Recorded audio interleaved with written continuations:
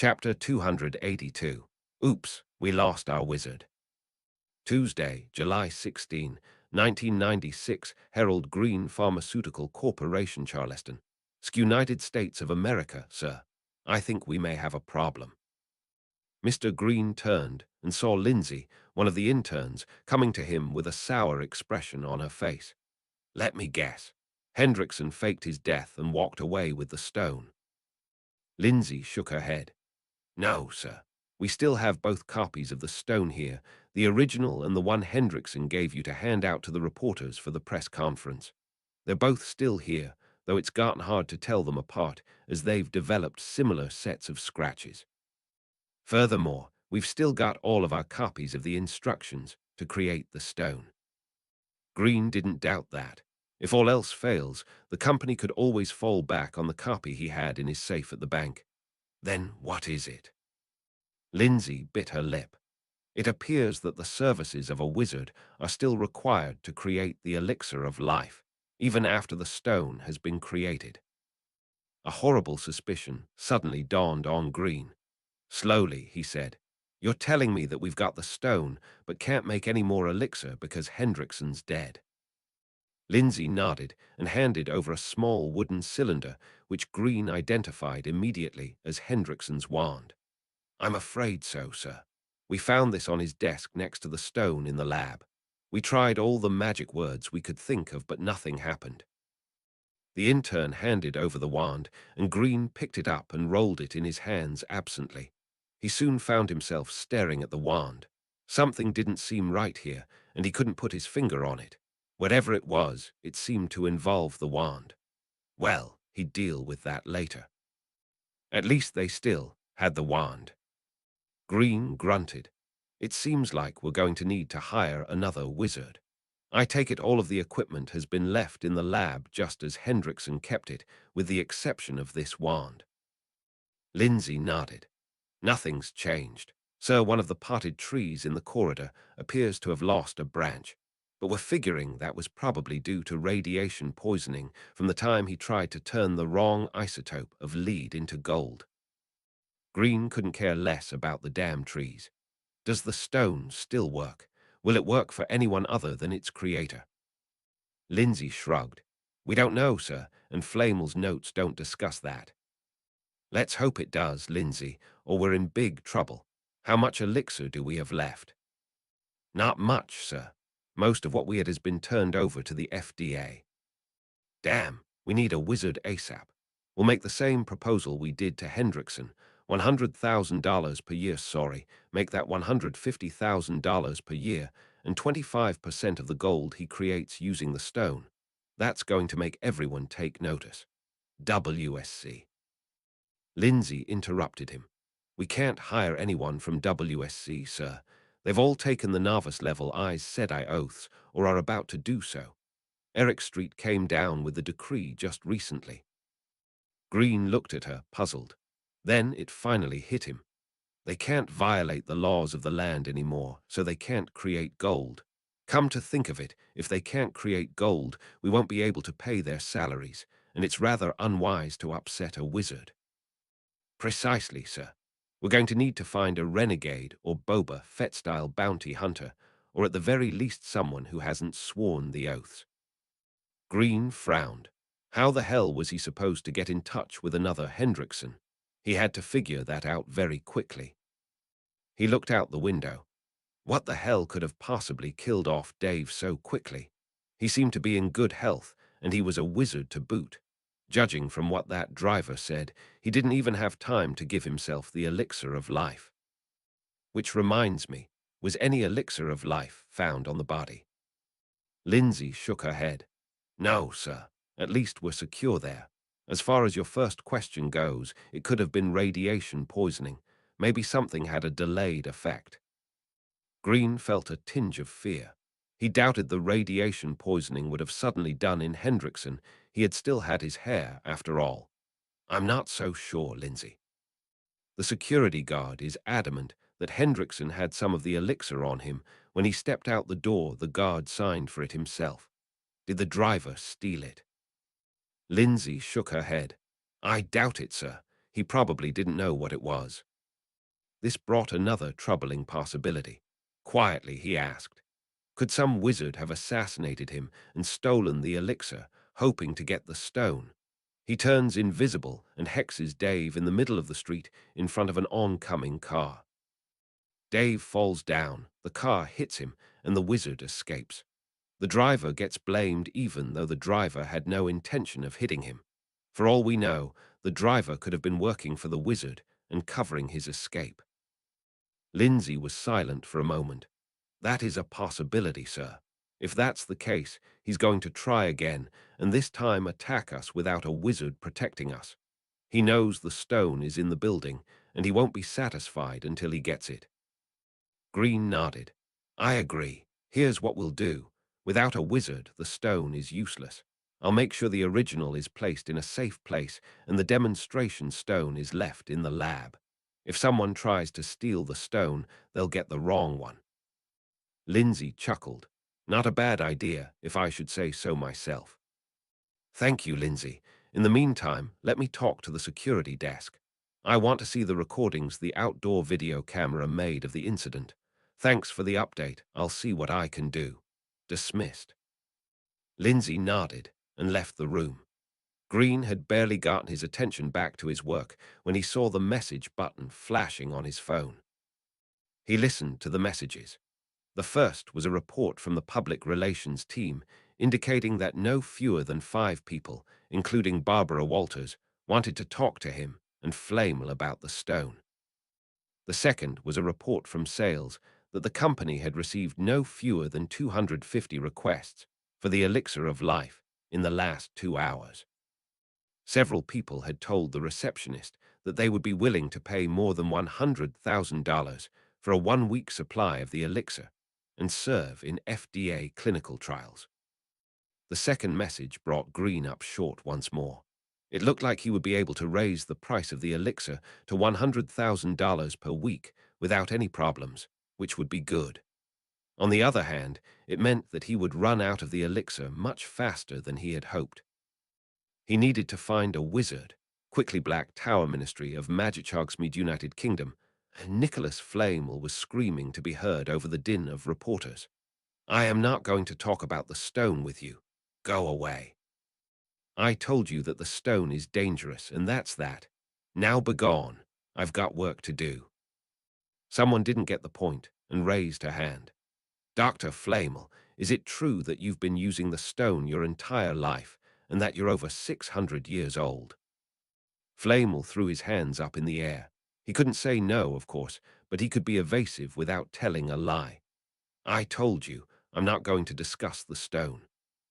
In fact, I wouldn't be surprised if creating a stone would violate the Aes Sedai oaths, in this case, the second vow, in that such a device could be used as a magical weapon if it fell into the wrong hands. To be honest, I'm starting to regret that I even created the damn thing to begin with. Now get out of here. Sir, is it true that you can change lead into gold? Flamel had the perfect answer for that. Staring the Muggle straight in the eye, he groaned. You cannot turn lead into gold with the stone. There were exclamations of surprise in the room, and people jotted down notes. No one realized that Flamel was telling the reporter that she, as a Muggle, could not turn lead into gold. He wasn't lying, but he also wasn't answering the question she had asked, and she had no idea, judging by the look on her face. He stood up, clearly irritated, and pointed out the door. Now get out of here. I've got work to do. They didn't Atlantis. Dagher read the report and breathed a sigh of relief. Hendrickson was dead, albeit under mysterious circumstances. If Hendrickson had, as Dagher suspected, for Delius the Stone, the crisis was over. He just hoped that Hendrickson hadn't leaked the secret.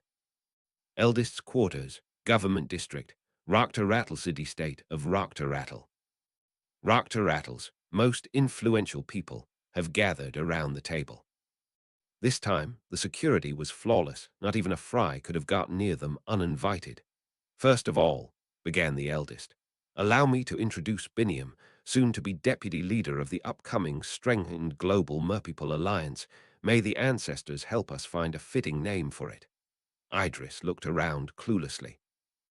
Excuse me, my lord, but who? Biniam, formerly elder of the late House Simriwin, ex-conspirator, wryly answered. It's me. Funny how birth names go out of use once one becomes a house's leader asterisk. After 21 years of being one, I hardly remember it myself.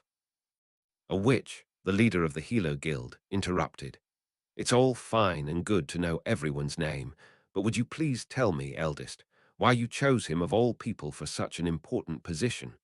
I'm surprised you let him live, let alone stay in Rattle. The Architect Guild's first enchanter responded in place of his boss. Isn't that obvious, Win? Our most cunning leader had planned this from the very beginning. How else could he survive the assassination attempt so easily? And what else could explain the surprising lack of reaction from Atlantis? The eldest answered both of them. I began to make plans for this as soon as the statute of secrecy was breached, and he was merely in the right place at the right time, proving both that he seeks to protect our people and that he is a good politician, but not better than I. As for the Grand Mugwump, he no doubt knows, and no doubt doesn't care who is eldest here. He's definitely feeling resentment for the almost exposure of the hidden nations, for one. The freshly pardoned traitor interjected, which could have been totally avoided if you hadn't kept your great plan all to yourself. Seriously, your lack of trust could have resulted in much worse than your death. Don't be ridiculous. It was obvious anyone coming after me would do everything to preserve the city's stability. No one benefits from a messy coup or ancestors forbid a civil war. Yet, you might have a point. Any deaths would have been avoided if I had consulted with the Grand Mugwump and the others beforehand. It's just hard to trust people who haven't sworn to protect our people. True that. Sometimes I'm glad I didn't succeed you after all. Joint Zalenda Rattle Trading Outpost, Kodiak Island. Iab Duskrin was a happy siren. He came here to profit from this first contact situation and found a veritable gold mine beyond his wildest dreams. These Muggles have accumulated an unbelievable amount of technology, creating products that would sell extremely well in Rattle and the hidden nations. Of course, this was hardly new anyone listening to the Xylens, and the rare visitors from the wizards living hidden in Muggle countries could tell. His luck was this. Recently, some wizards and Muggles working together found a way to make Muggle technology work together with magic, even weaning it off their needlessly complicated wired power supplies. As fate would have it, he ran into a WSC wizard demonstrating a Muggle moving picture and sound device, a television he called it, running on magic. So far, it only played records inserted into it, but he was told there were millions of those, and that the machine could be fixed up to receive invisible transmissions and show moving picture in real time. Seeing the opportunities, he bought up the wizard's full stock, leaving only enough money to buy waterproof containers for the way back. Now, if only that Portkey could take more. If trade will go on like this, they'll have to find a way to increase their transport capacities. Chapter 283. Samuel Returns. Wednesday, July 17, 1996. Al-Aqsa, Mosque Jerusalem John, Paul Roman II, turned to the other religious leaders with a wry smile on his face.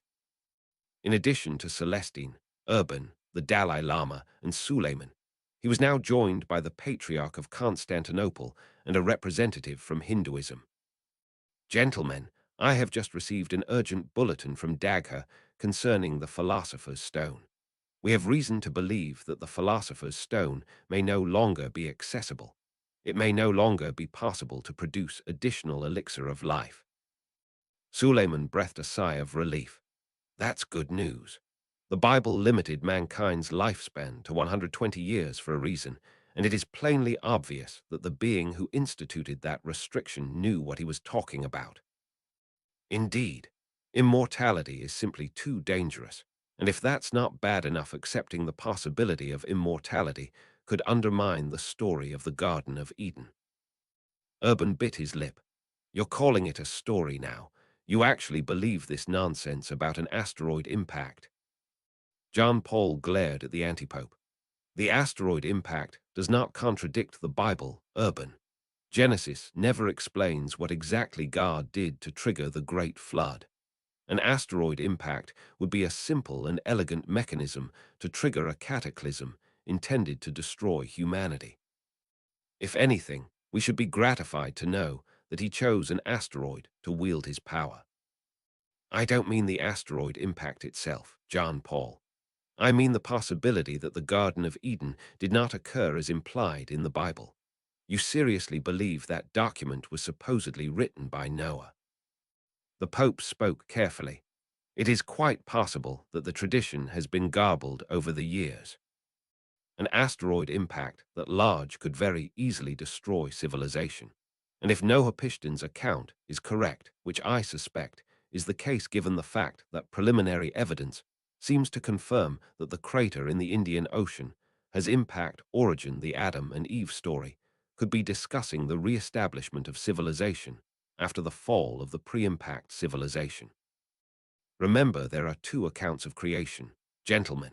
The long one where humanity created in Genesis 1, and the one where Adam and Eve have their fall in Genesis 2. It's quite possible that Genesis 1 occurred first, the actual creation of mankind, then the Noah cataclysm, and then Genesis 2.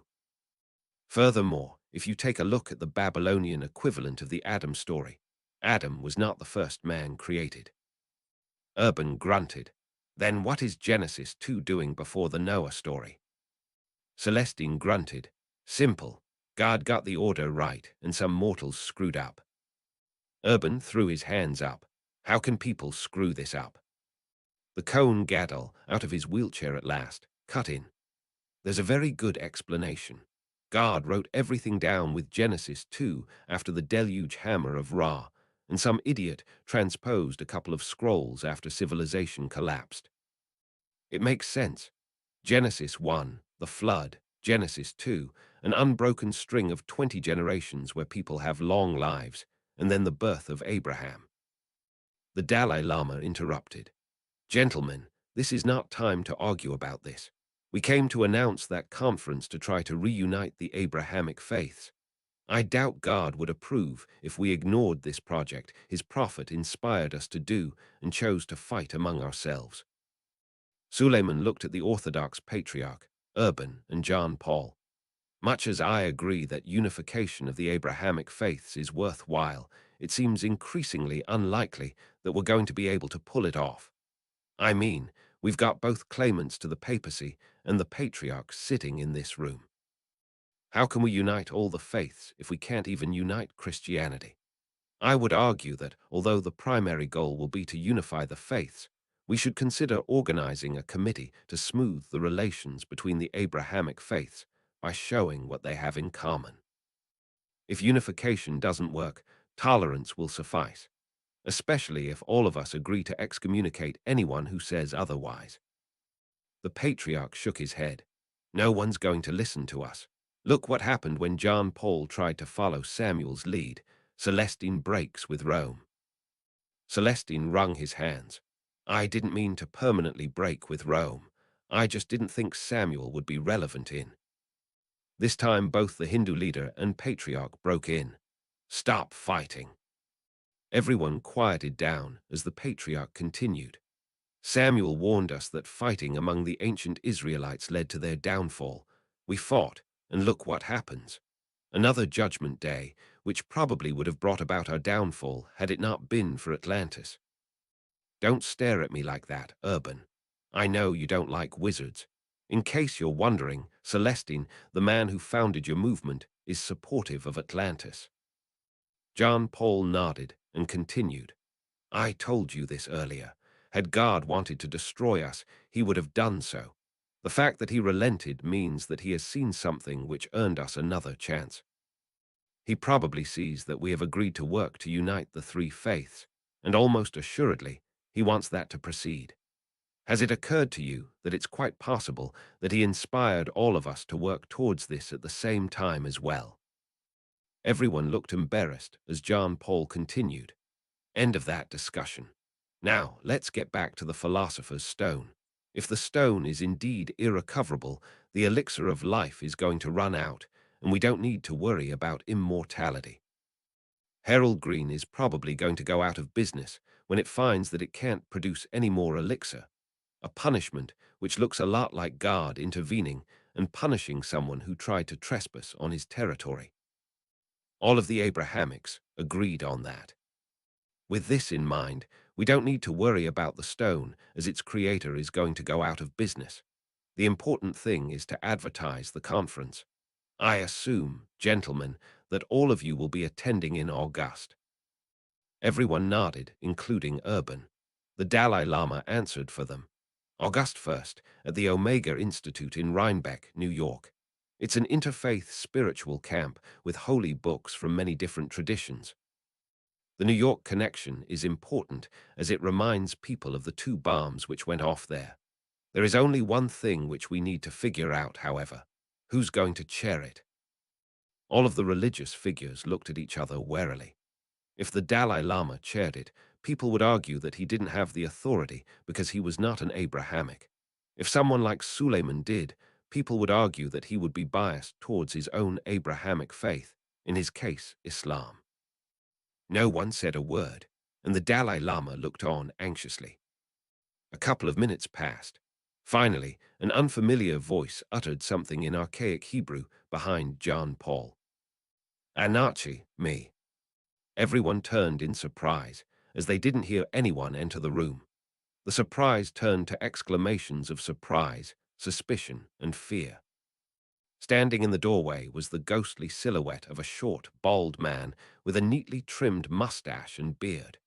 Seconds later, an Israeli woman ran right through him and entered the room. A couple of the religious leaders looked at her a bit critically, as it was obvious that she hadn't been expecting to approach such devout people. She was wearing a low-cut blouse and blue jeans. A couple of the Abrahamics muttered to themselves, and the ghostly figure rolled his eyes when he looked at her. The woman stammered. He said me. He has volunteered to serve as chairman. Celestine put his head in his hands. Urban winced and shook his head. I don't believe it. Here we go again. The Hindu leader looked at the apparition quizzically. Who is this man? Is he a ghost? John Paul nodded. This venerable one is the Abrahamic prophet Samuel. He lived around 1,000 years before the birth of Christ. He is revered by all three Abrahamic faiths. Samuel uttered something in his ancient Semitic dialect, and the interpreter translated. Yes, I am Samuel. This woman is an interpreter, and she worked with Deborah earlier. Gentlemen, I congratulate you. You have indeed reformed your ways and are well on your way to reuniting the faiths. I had hoped and prayed that this would happen, and thankfully the source of all goodness listened to our prayers. It is a pity that it took another judgment day to bring you all together. I volunteer to serve as chairman, as I consider all of your sects to fearing the guide of Israel. I happened to overhear your comment about the philosopher's stone. The people of my time had wanted to create such a marvel, but they did not have the knowledge to do it. It is both remarkable and troubling that humans have been able to accomplish this. Remember my comment that technology, in this case the philosopher's stone, without wisdom can be dangerous. There is a reason, gentlemen, that humans have a finite lifespan. Keep that in mind very strongly. Samuel turned to the Dalai Lama, who was scratching his head. I'm sorry, Rabbi, but I don't think I've seen you before. Which sect do you belong to? Ministry of Magic. Cornelius Fudge was surprised. He didn't get any attention from other diplomats since his sacking, not surprisingly, as he was sent here to be forgotten. But then, why would a fellow wizard, one he'd never even heard of, come visiting him? Are you sure it's me he's looking for? He asked his secretary. This better be serious. If it turns out to be yet another practical joke, consider yourself fired. I said this is real, sir. He came straight from... Please don't ask me to spell that name, but he's waiting just outside and said it's urgent. Fine, let him in. The wizard was a total stranger to Fudge, yet he appeared to be of high class. His clothing gave no help to the ex-minister to identify him, unless were those merpeople on that insignia. "Mr. Cornelius Fudge, it's a pleasure to meet you," said the visitor in strangely accented English. Gulliver. Fudge recognized. "Allow me to introduce myself. I am Uldred Saldana, first enchanter of the Architects' Guild of Rattle." Fudge recognized the name. "Isn't that a merpeople place? Why would those fishmen send a wizard to me? For one, you have a reputation of not giving non-human beings their due respect. And anyway, I doubt you'd understand surface Mermish, and communicating by writing to each other can become a bit awkward, don't you think?" "I see. But if I have such a reputation, why did you come to me?" "The rest of your Ministry of Magic had been wiped out in the Judgment Day attacks. That's why. You are one of the few people left who can help us." "Help you to do what? Exposing the rest of the hidden nations? Forget it. I have made enough enemies already." Fudge started to get upset. "You misunderstand me. We desire your government's help because your country has a long-standing precedent which can be useful to us. It won't hurt anyone." The ex-minister was getting curious. "A precedent? Elaborate on that, please." "There is a centaur colony in the forest near Hogwarts. It's been left alone for centuries by the wizards, agreeing it belongs to the centaurs. We wish to know if the Muggles accept this too," explained the wizard. "Your task is to ask around, see what they think about it. But be discreet about it. Do not mention anything about me or merpeople." "What does it have to do with?" Cornelius suddenly realized. "The merpeople, they are everywhere in the lakes, in the sea, and your masters want to make sure they stay independent. But why did you bring this to me? Why not Dumbledore? He is a well-known friend of merpeople, unlike me." "He is also," I said. "I now. He can't lie. You, on the other hand, can." Fudge understood it now. "I see. But there is another issue. What will my reward be for doing this for you?" Uldred sighed, but it wasn't like he came unprepared for the man's selfishness. "Other than a generous monetary compensation for your troubles, you get the chance to do something good at last. I guess you don't want to get into the history books as Cornelius Fudge, British Minister for Magic from 1990 to 1996, who did nothing significant other than letting Voldemort return unopposed. You speak of fame as a reward of a secret mission. That just doesn't add up. Of course, it's not directly for that, but if you succeed, we will find a way to restore some of your good publicity." Chapter 284, Rabbi Dal. Wednesday, July 17, 1996. Al-Aqsa Mosque, Jerusalem. John Paul drew a deep breath, and he wasn't the only one. It was obvious that Samuel didn't realize that the Dalai Lama wasn't an Abrahamic. He sure looked like an Abrahamic with the Bedouin-like monk's robe. Samuel probably recognized him as a fellow ascetic, the Pope thought. He probably figures that the Dalai Lama was another prophet similar to him, or at very least a God-fearing man who fit in perfectly with the rest of the people in the room. The first thing John Paul thought of was a room filled with statues of the Buddha. In most cases, such a sight would inspire reverence and awe. However, Samuel had no way to tell who the Buddha even was, as the Buddha had achieved enlightenment 500 years after Samuel died. Combine that with the fact that Samuel tended to go up in flames whenever possible idols came into play. This could be bad, very bad. If he came out against Buddhism, Hinduism wouldn't be that far behind, and a Hindu representative was in the room. Considering that Muslims and Hindus tended to fight in India, and India had over 1 billion people, as well as nuclear weapons. The Pope cast a surreptitious look around the room. Everyone looked antsy, including the interpreter. The Dalai Lama, however, seemed pretty calm. "I think I can handle this. He deserves to know, after all. Hinduism, the largest non-Abrahamic religion, after all." The interpreter nodded. "I hope so, Holiness. This could be a disaster if this doesn't work. You're sure you want to go through with this?" The old man nodded. "Yes, Mera. He'll find out at some point, and he'll probably get even more suspicious if our Hindu colleague here gets evasive." The interpreter looked up in supplication.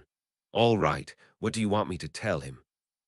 Tell him that I am a monk, someone devoted to introspection. I am the leader of a large worldwide community of people who follow this philosophy. The interpreter whistled. Interesting how you call it a philosophy instead of a religion. I've always considered Buddhism a religion. The monk nodded. Most people do. However, the fact that Buddhism does not focus on a deity causes some confusion as to its status as a religion. In particular, a late Bronze Age philosopher like Samuel almost certainly cannot imagine that it's possible to be a religion and not follow one or more deities. Trust me, this is going to hope, at least I hope so. Mera nodded and relayed the information to Samuel. The prophet looked at the Dalai Lama and nodded gravely. You are an ascetic too, I see. The Dalai Lama bowed respectfully. Yes, Holy One. Samuel smiled. You are a wise man. What is your name, sir? I'm the Dalai Lama, Holy One. In our community, a lama is a kind of instructor or teacher similar to a rabbi. Samuel's eyes widened. I'm Samuel, the son of Eli, the high priest, Rabbi Dalai. You teach this philosophy across the world. John Paul nearly choked when he heard that. He didn't know what made him more uneasy. Samuel admitting he was Eli's son, Samuel calling the Dalai Lama a rabbi, or Samuel thinking Dalai was the man's first name.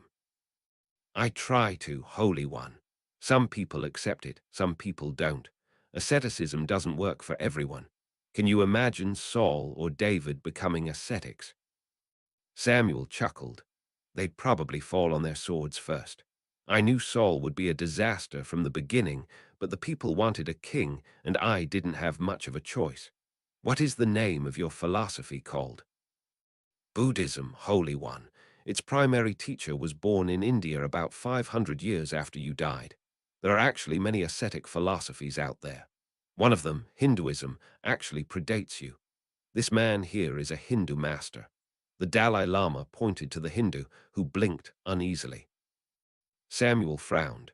Odd that I would have not known of it, unless this Hinduism is also based in India as well. I have never been there. The Hindu bowed respectfully. Yes, Holy One, Hinduism is also from India. I see. Introspection is a good thing, gentlemen. It lets you commune with God in your own personal way, one which is generally much more effective than going through an intermediary. Samuel's eyes suddenly lit up. Ah, you must be members of that order of St. Benedict, right? John Paul winced, but the confusion was understandable. The Pope had told Samuel of the Christian monastic orders, and it was obvious that Buddhism and Hinduism were contemplative traditions. The Dalai Lama answered this. I am indeed a monk, Holy One. However, the Christian monastic traditions are much different from these two philosophies. They are both means to the same end, though. Indeed they are, Rabbi Dalai. I assume you are coming to this conference as well. Perhaps you will be able to introduce introspective practices where I failed. Both Eastern leaders bowed. We would be honored to do so, sir. It would likely cut down on the dogma and dissent between various sects. Samuel grunted. Hopefully, you will be able to do so without idols.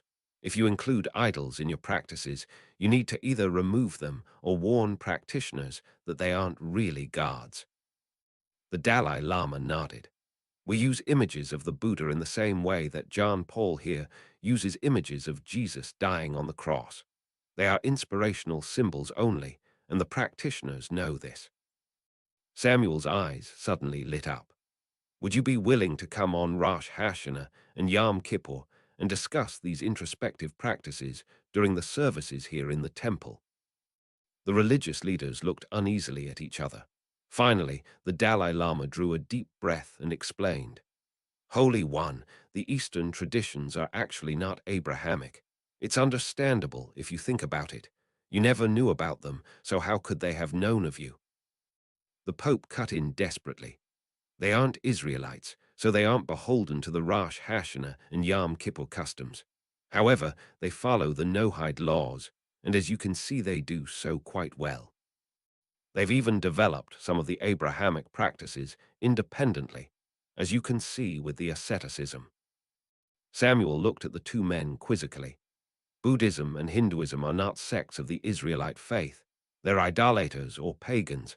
They seem much too civilized to be pagans. Ascetics do not sacrifice their children. You must be mistaken. Suleiman explained.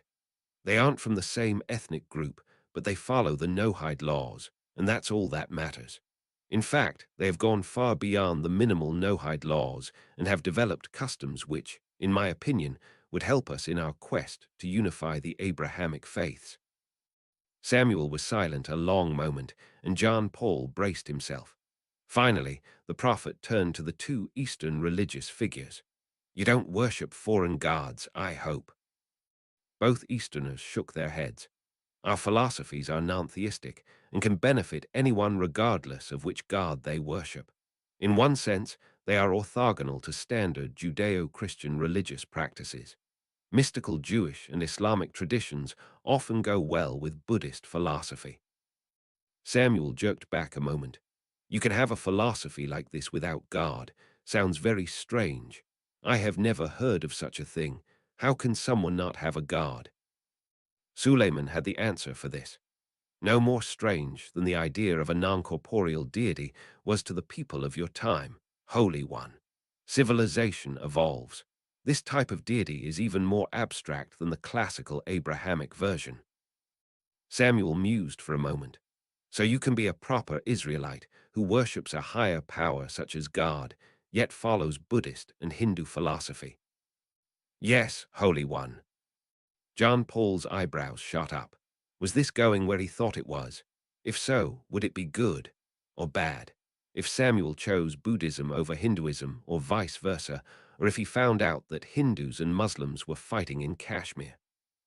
Samuel looked around the room. When we have the conference, I want these people to instruct us in these philosophies as well as means to communing with God. These philosophies should be part of the traditions of the children of Abraham, as long as they do not contradict any of Abraham's primary tenets. The religious figures looked around in awe as Samuel prattled on about the new plans. This was going to be interesting. To be continued. Unnamed summer campingland. The news had spread throughout the camp in less than half an hour. Hermione Granger, a British heroine and accomplished witch to boot, was going to be stopping by her camp at some point today. Emma Watson couldn't wait to meet her. Virtually every single girl she knew had decided to abandon all of their dreams of becoming princesses and fairies, and had urged their parents to help them be witches when they grew up. Hermione had normal parents, supposedly, yet she was able to become a witch.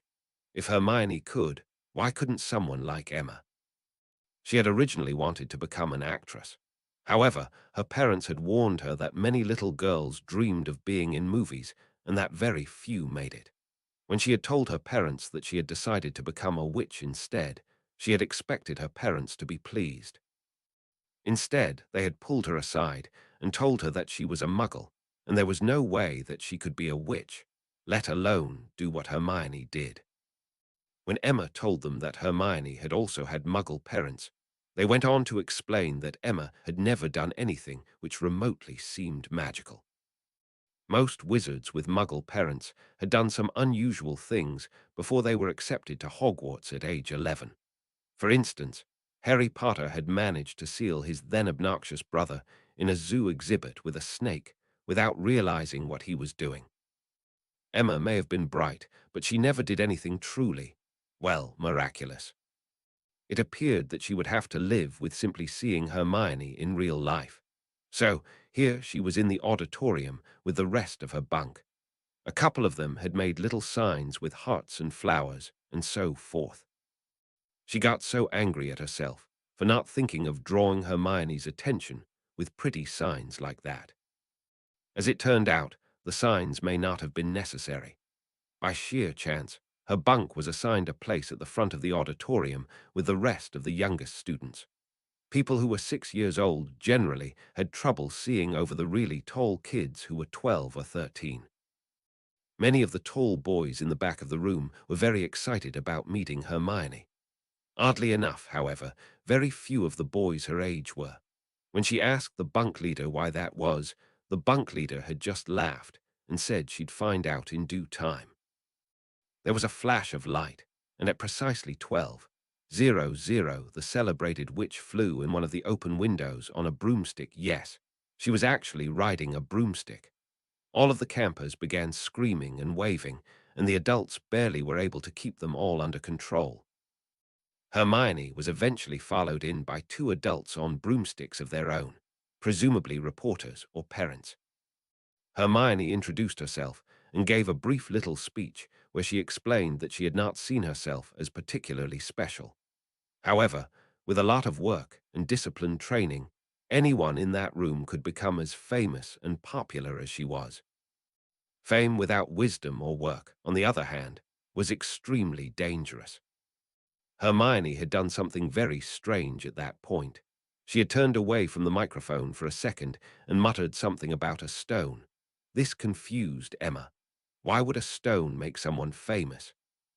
Turning back to the microphone, she looked around the room and asked for a volunteer to go on stage.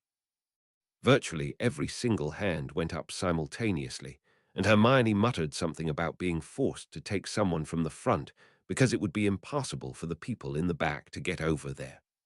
She then lowered her eyes to Emma, who smiled nervously at her. Then something happened which Emma couldn't believe. Hermione picked her. Heart pounding furiously, Emma got up and raced on stage. She gave Hermione a hug, or at least tried to, as Hermione was much taller than she was. Hermione smiled, returned the hug, and bent down to speak with her. "Hi there, young lady. What's your name?" Emma could barely speak. "I'm Emma, Miss Granger." "Are you excited to see me, Emma?" "Yes, Miss Granger. I want to be your best friend, and I want to be you when I grow up." An odd smile appeared on Hermione's face, and one of the adults next to her rolled his eyes.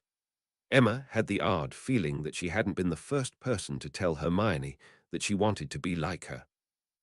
Hermione thought for a moment and answered, "It's unlikely that you'll be able to become a witch, Emma. However, like I said, with a lot of work you can make all your dreams come true. If you couldn't become me, what else would you do?" Emma's joy slowly started to dissipate. "Well, I want to be a movie star. Can you wave your wand and make me a movie star?" Several of the adults and older children chuckled. Hermione, however, shook her head. "I can't do that, Emma. However, the key to your future is in your hands. Work hard and stay focused on what you're doing, and who knows? Your dreams could come true, and you could be in a movie, possibly with me. Would you like that, Emma?" Emma squealed with delight. "Yeah, I promise you, Miss Granger, I'll do all the work needed to become a movie star." Hermione patted her on the shoulder. "That's all we can ask for at this point. Good luck, my little friend."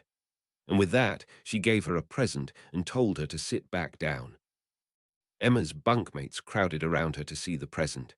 It appeared to something the size of a baseball card, and it had a very lifelike picture of an old man on the cover. Underneath, it were the words, "Albus Dumbledore." All of the girls gasped in unison as the old man winked at them and then disappeared. Emma couldn't believe it. She had actually spoken to Hermione Granger and gotten a present. She was absolutely beside herself with joy, Alax a mask. Celestine took a deep breath and looked at Samuel's feet. "Holy One, I believe I owe you an apology. I'm Celestine Roman 6, the man who originally created the sect known as the Celestines." Samuel grunted. "Ah, yes, I've been warned about you. Have you come to appeal your excommunication or repent?" Celestine nodded. "Indeed I have, sir. Having seen you address these other leaders and spoken with you personally, it is now obvious that I underestimated you. I had originally broken with John Paul because I thought that you would not be able to adjust to modern society.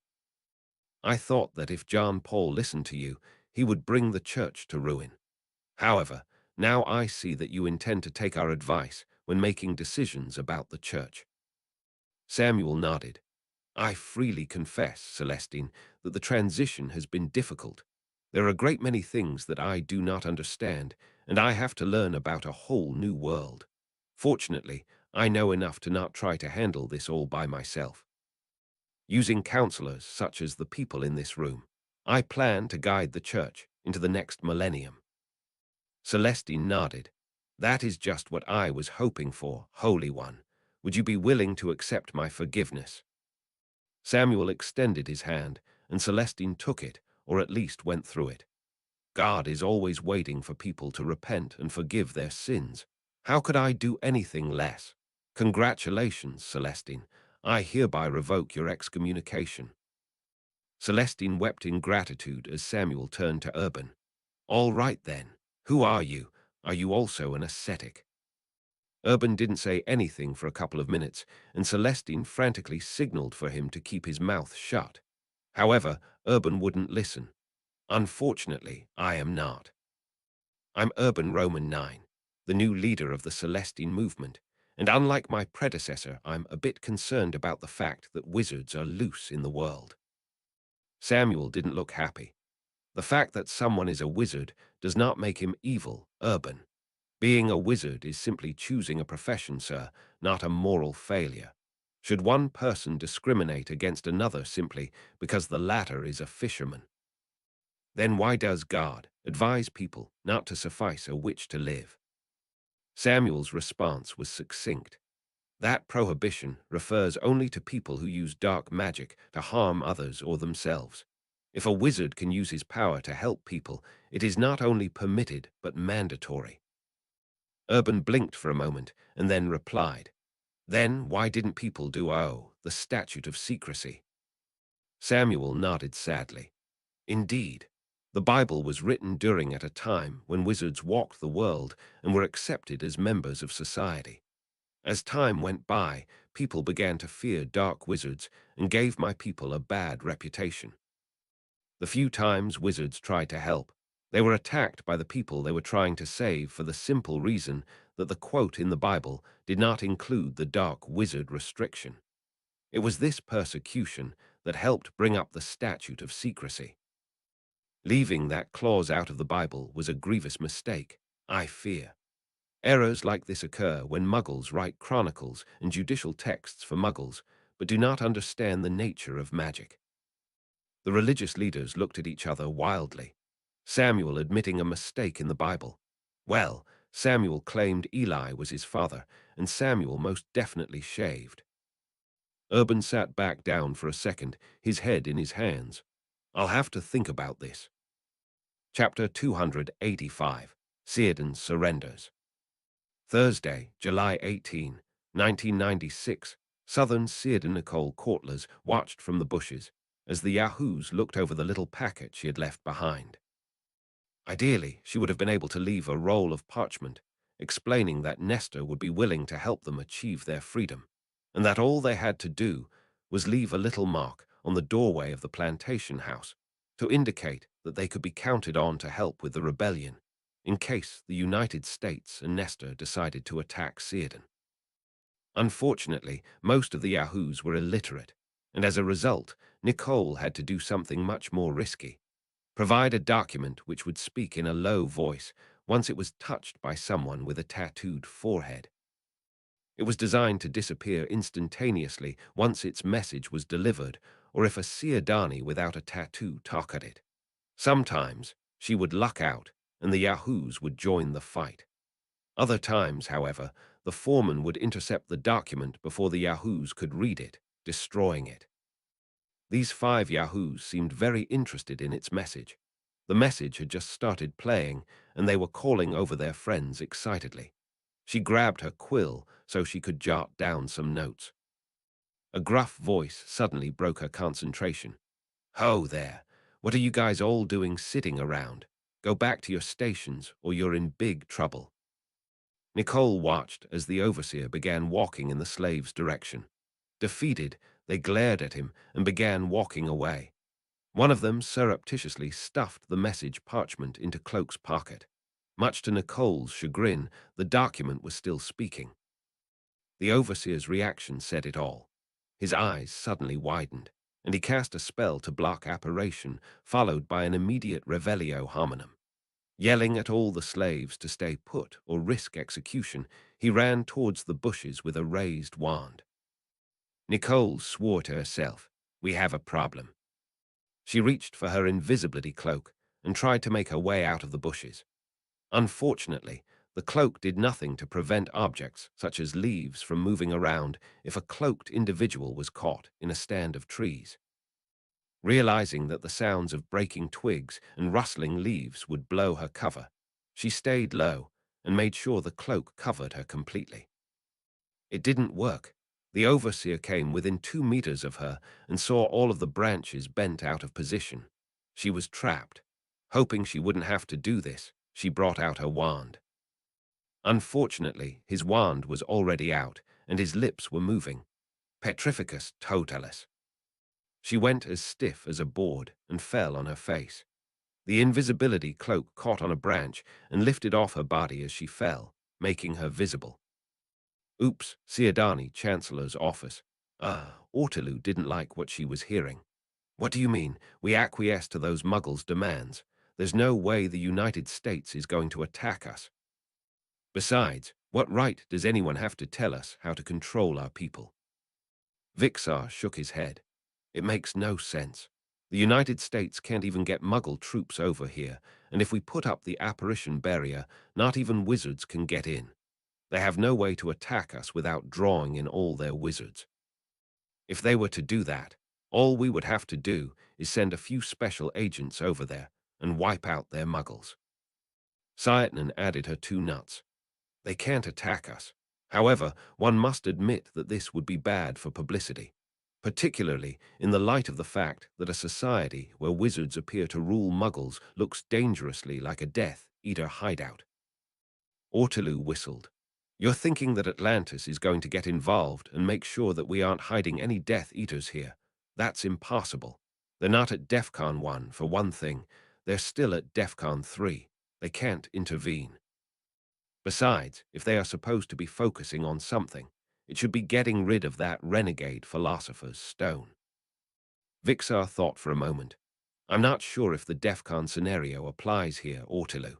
There are serious Muggle wizard public relations involved, for one thing, and this is a good case for setting a precedent.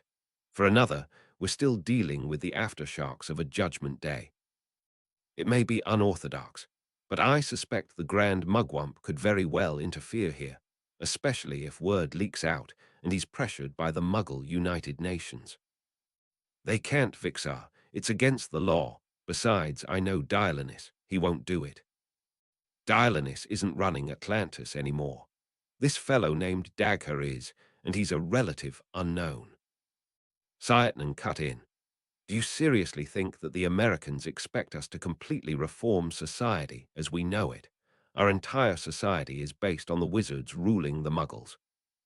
Her tirade was cut off when an owl suddenly flew into the room and landed on Ortelu's desk. In its talons was a blue envelope, indicating that it was from the Ciudadani Internal Affairs Bureau. The envelope had a red border around it, indicating that it was urgent. Worried that the Americans might be trying a preemptive strike, she walked over to the desk and read the document. Her face turned ashen, and she shook her head. Grimacing, she turned to the other 2 chancellors. The IAB just captured a Nestorian special agent trying to foment rebellion among the Yahoos. Her name is Nicole Courtlers, and she says there were more of her. Sayatnan swore. They've captured a Nestorian agent here. How the hell did she get over here with the apparition barrier up? Ortelu was losing her patience. How should I know? At any rate, they've interrogated her with Veritaserum, and she sang like a bird. Among other things, she mentioned that Nestor is aware of the United States' demands and is in the process of trying to formalize an alliance. All 3 chancellors were silent for a good 2 or 3 minutes. Finally, Ortelu's shoulders slumped. You realize what this means, of course. I think we're going to have to cave in, no matter what. We may have been able to ward off the Americans because they don't have enough wizards. However, if they ally with Nestor. Sayatnan finished the statement. We've got a two-front war with Muggle technology hitting us from the west and wizards hitting us from the east. This would be bad, very bad. To make matters worse, the Yahoos will probably revolt and attack us from within. We can't afford a war, particularly at a time like this. Ortelu looked around the room, and she watched as the other two chancellors both nodded. Sighing, she started dictating a note and watched as the quick quotes quill began to write down what she was saying. Dear Ambassador Radner, after careful consideration, we have decided to accept the terms of your ultimatum. Your 4 missing crewmen will be returned forthwith, and we look forward to reducing the burden of our lower classes through the use of Muggle technology. Chapter 286, Harry Potter and the Philosopher's Stone. Friday, July 19, 1996, the Borough, Great Britain. J.K. Rowling had read over her notes from Harry Potter's interviews several times. Much to her amazement, Scholastic had agreed to publish Harry Potter's experiences as a first-year Hogwarts student under the title Harry Potter and the Magical Orb. In effect, it would be a young adult appropriate biography of Harry Potter written by Rowling herself. If the book did well, she would be given the option of continuing on with Harry's remaining 6 years. Even though its release date was not until April 1997, there were rumors that 250 people had already pre-ordered it. She was fairly certain that she would be able to finish editing the manuscript before the deadline. What she wasn't sure about, however, was whether this would make her so famous people would follow her wherever she went.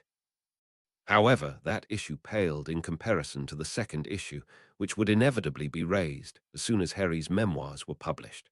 Unless J.K. Rowling was very badly mistaken, and she couldn't see how that could be possible, she had an awful feeling she knew what the magical orb was. Everything fit perfectly. Harry had mentioned Nicholas Flamel several times in the interviews, not knowing that Harold Green was on the verge of releasing the stone. Hermione had claimed that Harry had been involved with the plans to protect the stone.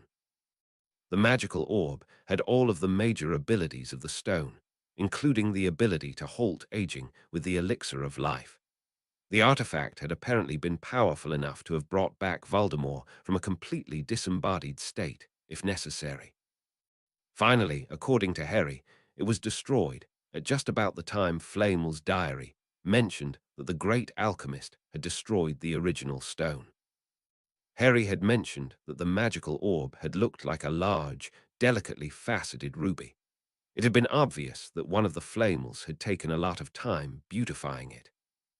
In contrast, the stone which had been used in Harold Green's demonstration looked like a misshapen, roughly spherical hunk of red crystal. This distinction said it all, Rowling thought. For Flamel, creation of the stone was the goal. For Harold Green, it was using the stone to create the elixir and make money, and as a result, the biologists didn't care if the stone looked like it had just come out of some chemistry lab. Rowling couldn't tell which disturbed her more: the philosopher's stone in the hands of a clueless 11-year-old kid, the philosopher's stone in the hands of a ruthless businessman, or the philosopher's stone in the hands of Voldemort. All of these were on her mind as she sat down next to Harry. She noticed that Harry was reading the London Times, which had just gotten back into business after the nuclear attack. He appeared to be reading an article on the philosopher's stone, and he did not look happy. Harry heard her approach and turned to her. "Good afternoon, Ms. Rowling. How are you?" Rowling shook her head. "A bit troubled. Harry, do you mind if I ask you a few questions about the magical orb?" Harry sighed. "I suspect I know what the first one is going to be." Rowling could barely speak.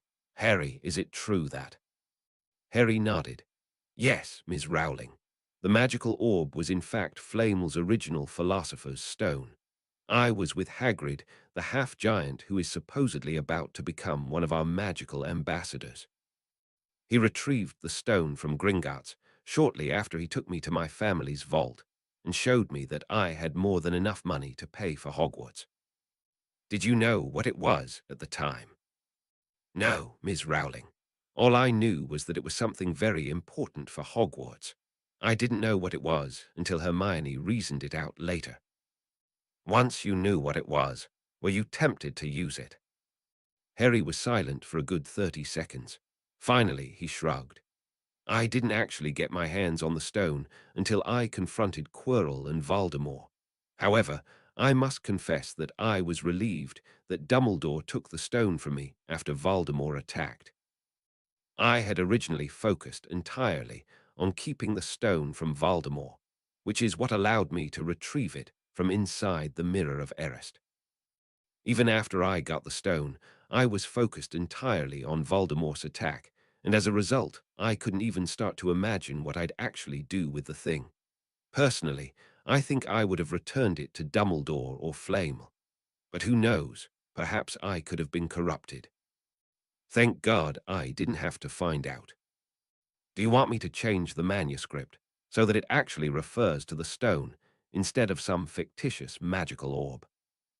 Harry looked out the window for a moment. Well, the stone is public knowledge anyway, though thankfully this Hendrickson's death made sure that no one else can access it. What I would argue is that you should in fact change the name to the Philosopher's Stone.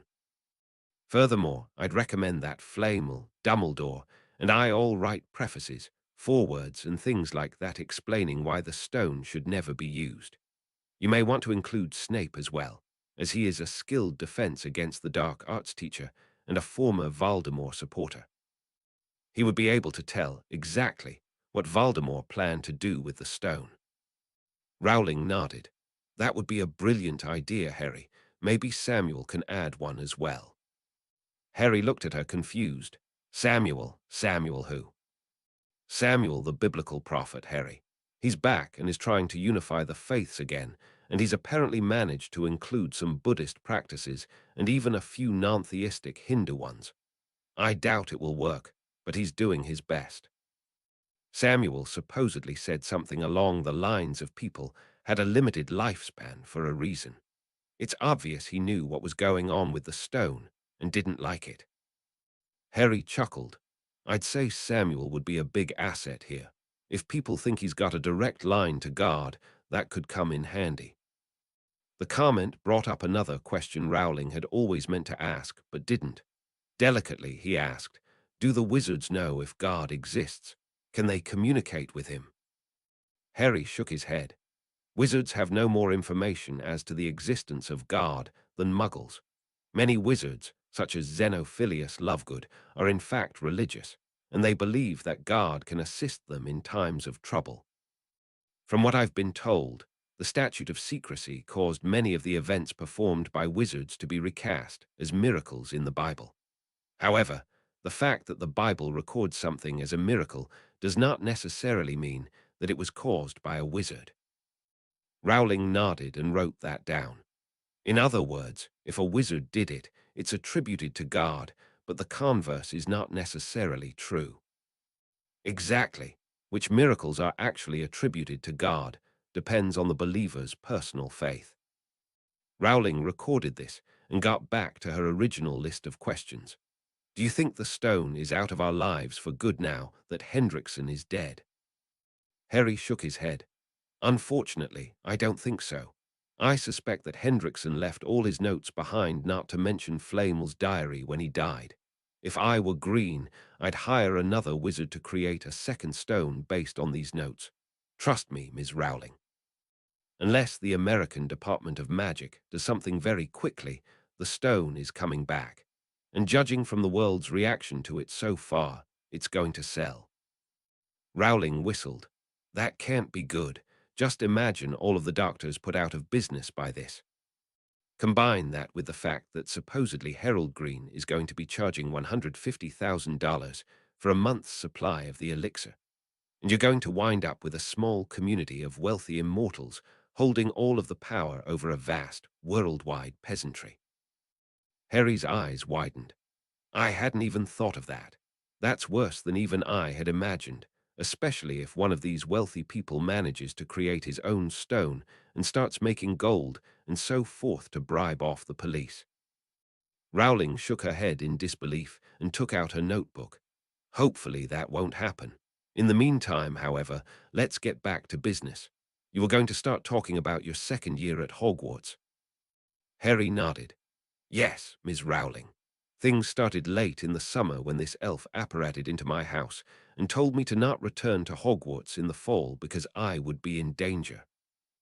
Chapter 287. Harry actually makes Filch happy.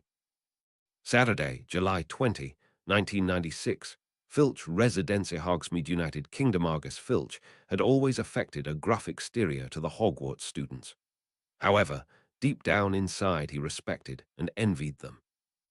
Although he was incapable of actually casting magic spells, he had gotten to know many of them over the years and often found himself rooting for them. However, like any other staff member, he had to be impartial towards the students. For the first time in many years, he had allowed himself to express his true feelings for the students.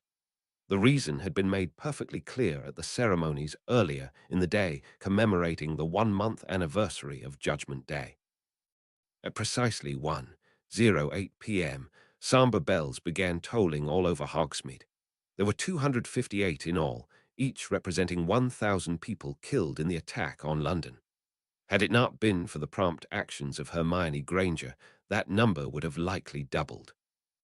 And had the wind been coming from any other direction, it would have likely doubled again. The bells were followed by a list of all known wizards killed in the attack. Filch had nearly fallen over when he heard that a good 6% of the Hogwarts students would not be returning in the fall, indeed, would never return again. Gryffindor and Ravenclaw houses had taken major hits because of the high proportion of Muggle-born wizards who had lived in and around London. Slytherin, thanks to its tendency for pure-blood wizards, had survived entirely intact.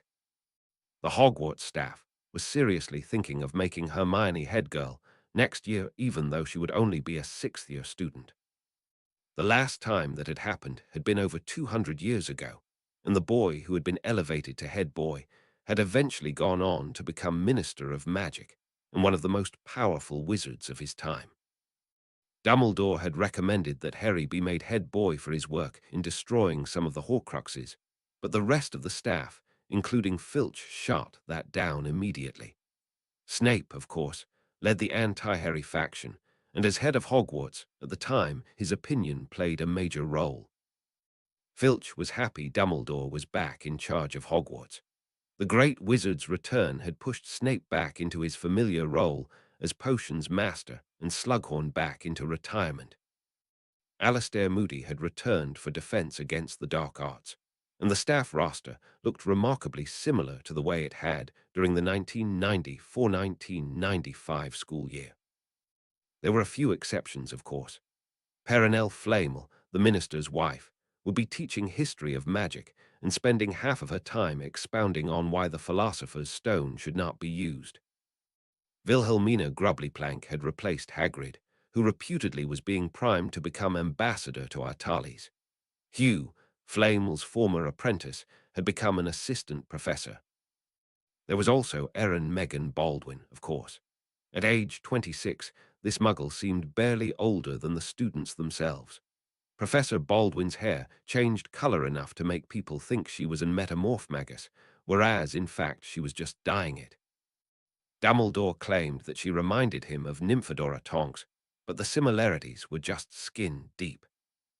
There was one major piece missing, however, which would probably have an impact far beyond the arrival of the new staff members: Minerva McGonagall. McGonagall was dead, killed by Death Eaters in Diagon Alley. She had served Hogwarts for decades, and the staff was trying to figure out the best way to memorialize her.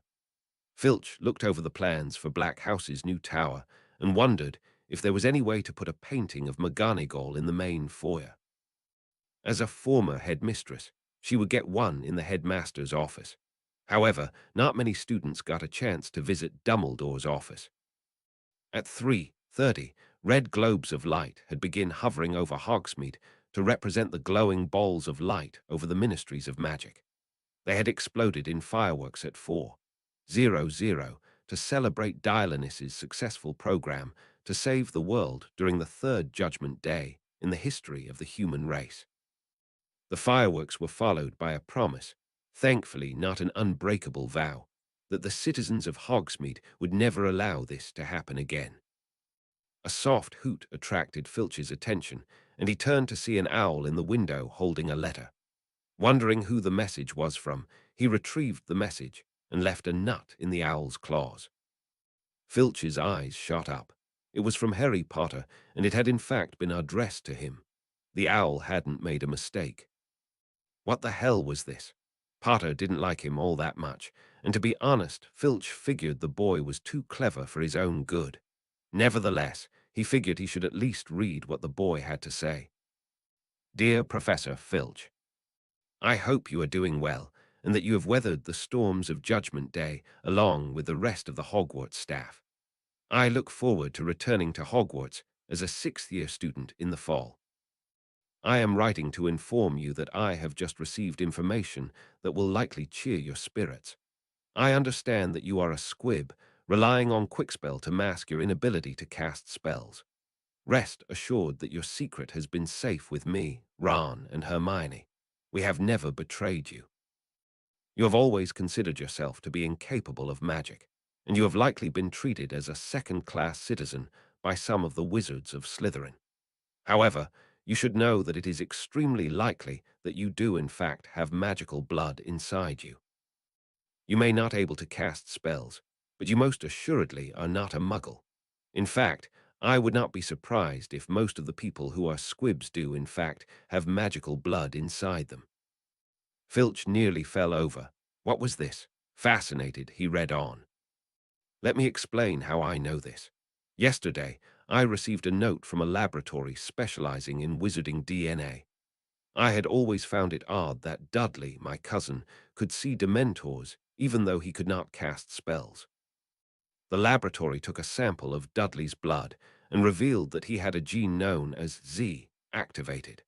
To the best of the laboratory's knowledge, all wizards have this gene activated. The lab suspects that this gene allows Dudley to see the dementors and experience magic more strongly than a typical muggle. It makes sense if you think about it. My mother was a witch, so she had the Z gene. This likely means that her grandmother had it as well, which in turn means that her other daughter, Dudley's mother, could have been a carrier. Although the research is still in the preliminary stages, there is increasing evidence that all wizards have two genes, known as Q and Z. The Z gene I told you about allows a person to see dementors and other magical beings. Q is still elusive, but there is a strong indication that the Q gene allows the person to cast spells. The reason we know about the Q gene is also interesting. You may recall that a physics lab eventually gained custody of Professor Lupin's wand after he was killed in the football stadium. It just so happened that one man, a seeming muggle, was able to pick up the wand without being harmed. The wand obviously chose this scientist, and as we know wands choose wizards, the wand obviously thought the man was a wizard. But how? Well, his blood was tested, and compared to other people who were able to cast spells and handle wands, they all had the Q gene activated. Consider the following. In order to be recognized as a wizard over all these years, someone had to have both the Q and Z genes. Anyone without these genes was obviously a muggle. This made perfect sense except for one thing, squibs. No theory of wizarding genetics could explain squibs, until now. Because there are two genes, it is possible for someone to have one of them and not be recognized as an obvious wizard. Had it not been for the fall of the Statute of Secrecy and the involvement of the Muggle geneticists, we would likely have never known about this. This discovery is a direct result of the exposure of the wizards. If this is the case, there are four types of people. Straight Muggles with neither Q nor Z active, traditional wizards with both Q and Z, Q only half wizards, and Z only half wizards. Of these four groups, the lab suspects that 98% of people are straight Muggles, 1% are Q only, 1% are Z only, and 1 out of every 10,000 or so is a full wizard with both Q and Z. Yes, there are millions of people out there with the potential to interact with magic who don't even realize it. What's more, there are 198 half-wizards for each full wizard. That quickspell course you were taking is likely designed to cater to Z-only half-wizards without even realizing it. This theory explains the existence of Muggle-born wizards. One parent has the Q gene and the other has the Z, yet they're both considered Muggles, according to the traditional definition of wizard. Now consider squibs. Squibs are born to wizarding parents where both the Q and Z are active. The parents find themselves surprised that their child does not test as a wizard. However, genetics are fairly predictable, and as a result, the Q and the Z usually make it through, unless there is a mutation which causes the Q or Z to deactivate. This will produce half-wizards, which would be called squibs in the wizarding community, and muggles outside it. Professor Filch, unless I am very badly mistaken, you are not a muggle. Your experience matches precisely what I would expect of a Z-only half-wizard raised in a wizarding environment. You do not have to feel ashamed that you have no magic potential in you. The potential is there, but no one knew to look for it. In fact, I would not be surprised if the Muggles would consider you to be a potential wizard. I highly recommend that you test yourself, as I suspect you will be in for a pleasant surprise. For one thing, if you marry a traditional wizard, there is a 50% chance per child that your children will be wizards, and those who aren't will be half-wizards like yourself, and as a result carriers for producing more wizards in later generations. Furthermore, your status as a half-wizard could very well earn you the position of head of Black House. Sincerely, Harry Potter. P.S. No, I did not touch Mrs. Norris. The basilisk did it, and you know it. P.P.S. Dudley is not sure if he would accept an invitation to Hogwarts as a Z-only wizard. Filch put down the document with trembling hands. Could he have wizarding potential after all these years? He had to find out. Chapter 288, Students for Samuel. Saturday, July 20, 1,996,169, South Street, Waltham, United States of America. For the longest time, I had only known of it as Temple Bait Bingo. It was a small synagogue, generally serving an older crowd, in Waltham near the big supermarket. I had heard about its nickname from Erica, who only knew that they held bingo nights occasionally. Very few people from Brandeis went to the old synagogue, especially when school was in session, as the school's high Jewish population allowed it to have different services for each stream of Judaism. Things had changed in a hurry, however. First, Erica had gotten involved with Temple Bait, Israel Bait Bingo's real name, after realizing that young adults didn't really have a place to go to when school wasn't in session. She had originally hoped to move to Cambridge, where she had been planning to turn the moribund Temple Bait Shalom into a similar young adult haven. Those dreams were dashed, however, by the collapse of the economy and astronomical rents that had been charging in Cambridge ever since it was found to have a water supply separate from the Quabbin. Second, it had become increasingly obvious that the services for July 20th would be an absolute zoo. Not only would it be the 1-month anniversary of the Judgment Day attacks, but it would also be harbinger of the 9th of Av, the most remorseful day in the Jewish calendar and the climax of the 3, now 5, weeks. Traditionally, the 9th of Av was dedicated to mourning the end of the classical state of Israel, where the Book of Lamentations was read in synagogue and people eschewed eating and drinking. Considering that Tel Aviv had been destroyed on Judgment Day and Haifa had been hit with a dirty bomb, the coincidence was unsettling to many people. All 3 Jewish congregations had agreed to join together for a special service to commemorate the 1-month anniversary. Considering that tradition held that the destruction of the state of Israel was a punishment for people quarreling with their peers, the combined service was quite appropriate. They had agreed to take over Sherman Auditorium, as they did for Friday night dinners. That, however, had been before Samuel had suddenly returned and spurred the now huge interfaith support group into action.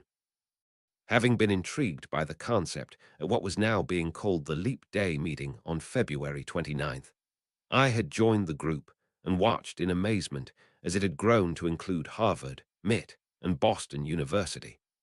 Now known as Students for Samuel, it supposedly had 2,000 people on its roster. They were split between undergrads, grad students, and young adults, and people were convinced the movement would spread when students graduated and spread the news to locations outside Massachusetts. The fact that Samuel had endorsed Buddhist contemplative practices and offered to chair an interfaith conference somewhere in upstate New York had electrified everyone. Several Buddhists wanted to attend services as well, even though some of the more conservative Abrahamics were reluctant to let them in. Some of the more open-minded Christians argued that if Samuel accepted the Buddhists, how could less knowledgeable people do otherwise? Samuel had also been interested in Hinduism as well, though he had gotten a little wary over the past few days once he had been told that the Hindus believed in gods. He eventually concluded that non-theistic Hindu practices were still all right as long as they did not require idols in the sanctuary. It was obvious that he was having some trouble letting go of a prior lifestyle where he spent his time railing against idol worship. It took me a while to walk to the synagogue. It was further away than I had expected. I got there fashionably late, as usual, and as a result found myself sitting on a folding chair in the auditorium. The rabbi commented that he'd never seen this many people in the building in his entire life. Granted, some more people had been coming of late because of Erica's involvement with the community, but this was unprecedented. There were representatives from virtually every young adult religious group in the area. Brandeis had by far the largest contingent, as the Orthodox Jews who were reluctant to drive on the Sabbath were able to walk. Harvard had brought many people as well thanks to its large Jewish community and divinity school. Boston University had a few, led by a charismatic and attractive young woman named Michelle Goldhaber, who had learned about the event in a most unusual manner, by being Dara Lifshutz's roommate. MIT, not surprisingly, didn't have many. The Jewish community was relatively small, and it wasn't very organized when it came to people who were not observant. I recognized a few of them, but not many. One of the problems with MIT Hillel was that very often people who weren't observant, only culturally Jewish, tended to be uncomfortable with it. I had actually run for Hillel president for 1993-1994 to try to stop this, but hadn't gotten elected. However, there was one member of the MIT community other than myself who got a lot of attention, Jelena Kurchatova. I could barely get my mind around the fact that this girl was a witch. She had just seemed like an ordinary MIT student. Nevertheless, she felt compelled to come because as a practicing Wiccan, which surprised me I hadn't known. But given what I had seen with MIT Hillel, it wasn't surprising that she hid the Wicca.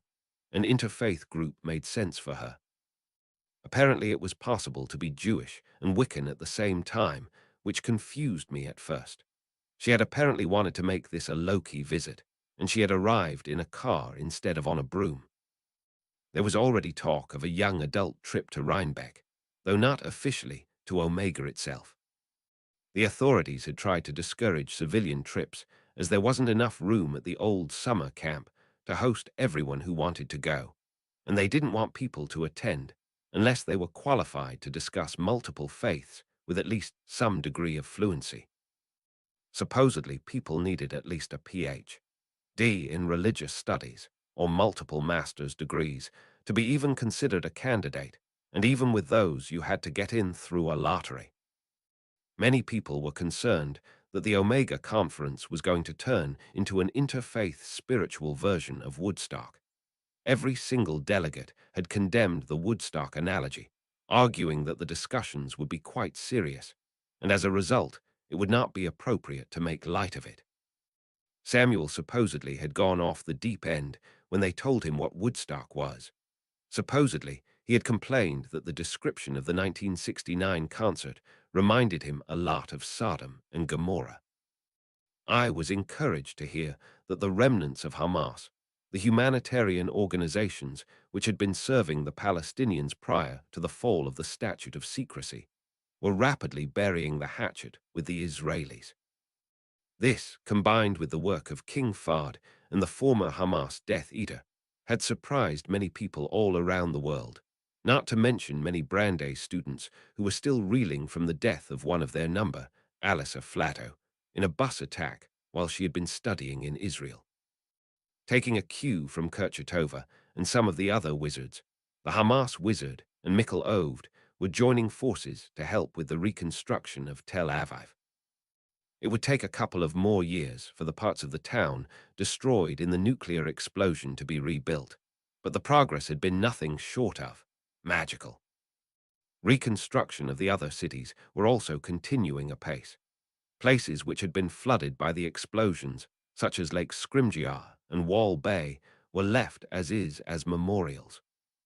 The service was more or less, as I had expected, pretty traditional and therefore somewhat old hat. The sermon, however, was electrifying. People of all faiths gave short talks, and I was amazed how much all of these traditions had in common.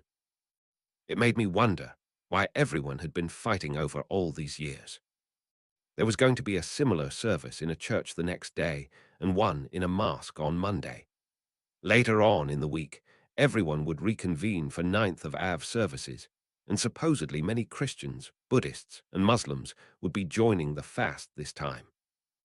Having gone to a religious Jewish elementary and high school, I had little experience with churches.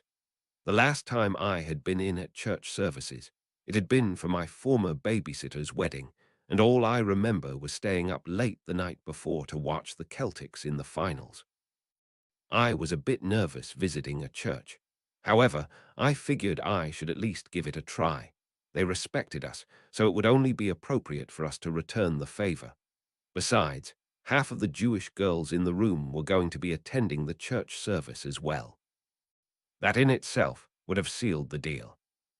I debated if I should get involved helping students for Samuel set up a web page. If I got laid off from Parametric, perhaps that could sustain me until I got a new job.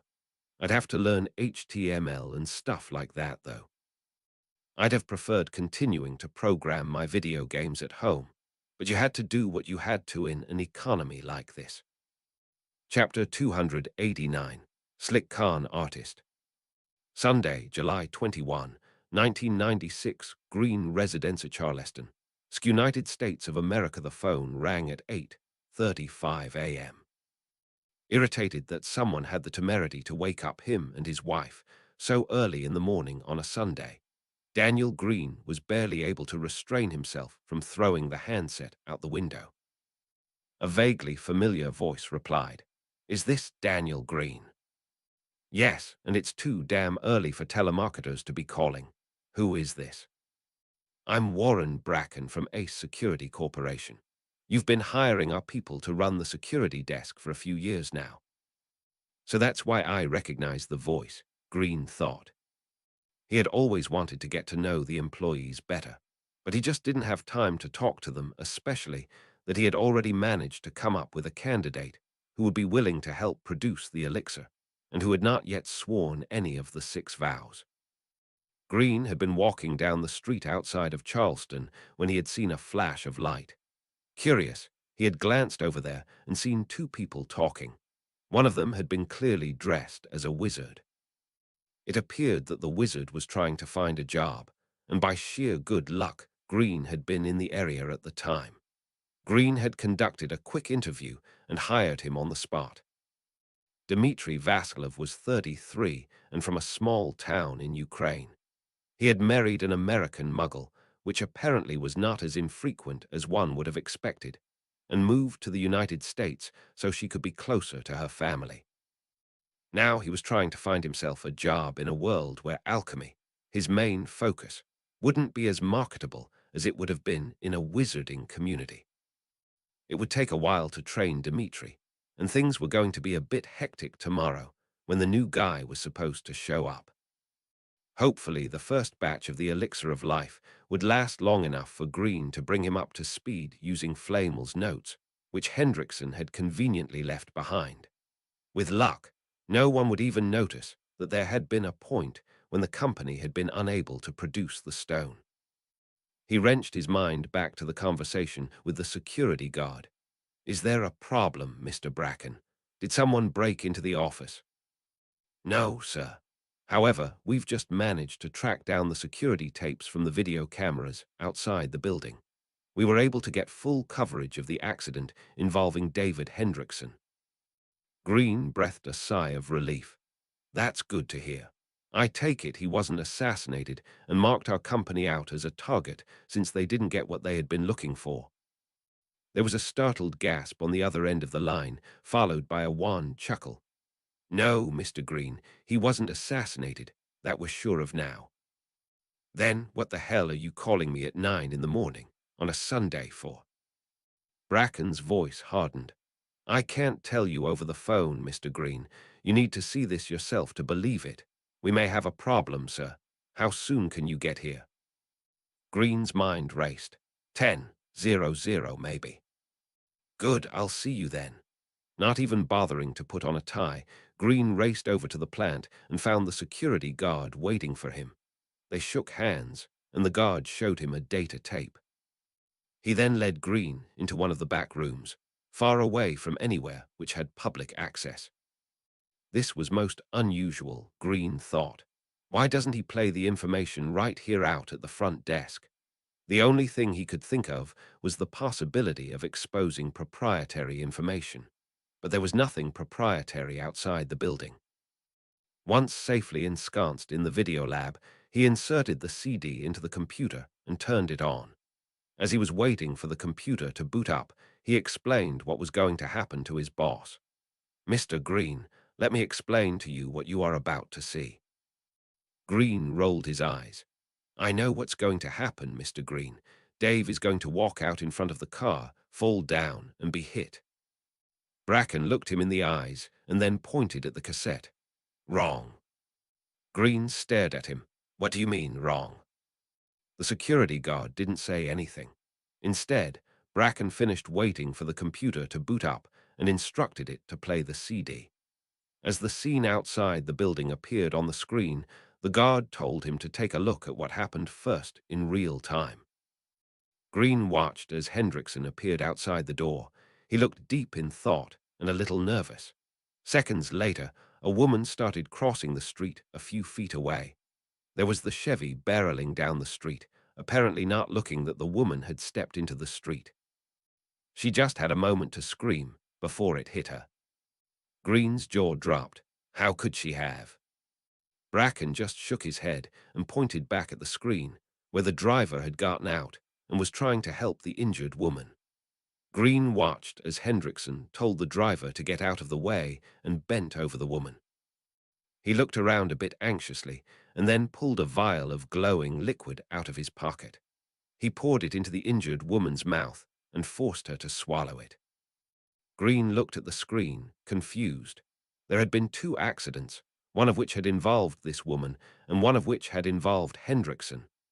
Dave had effectively sacrificed the elixir of life in his pocket to save the woman, not knowing he'd be hit himself. That made sense except for one thing. How could the same car hit both people? It took a second for him to realize. Hey, Dave was a wizard. God knows what he could do. The woman's injuries healed, and she looked up in surprise at Hendrickson. Hendrickson seemed a little distracted, however, as if an idea had just come to him. Bracken snapped at him over his shoulder. "Now watch this." On screen, Hendrickson pointed his wand at the formerly injured woman and muttered, "Obliviate."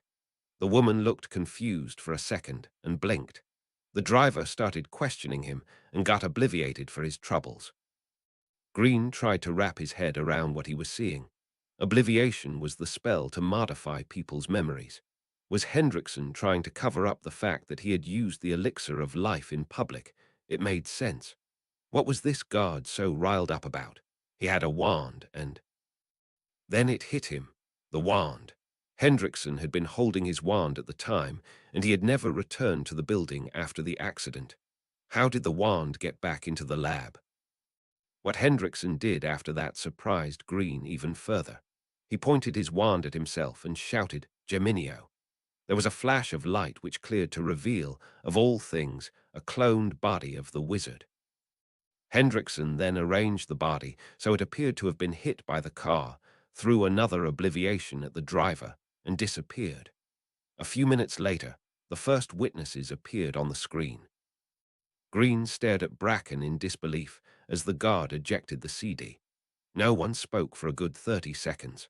Finally, Green swore loud enough to probably be heard in Columbia. Shit, am I imagining something, or did Hendrickson fake his death and use that obliviation spell to tamper with the witnesses and accident scene?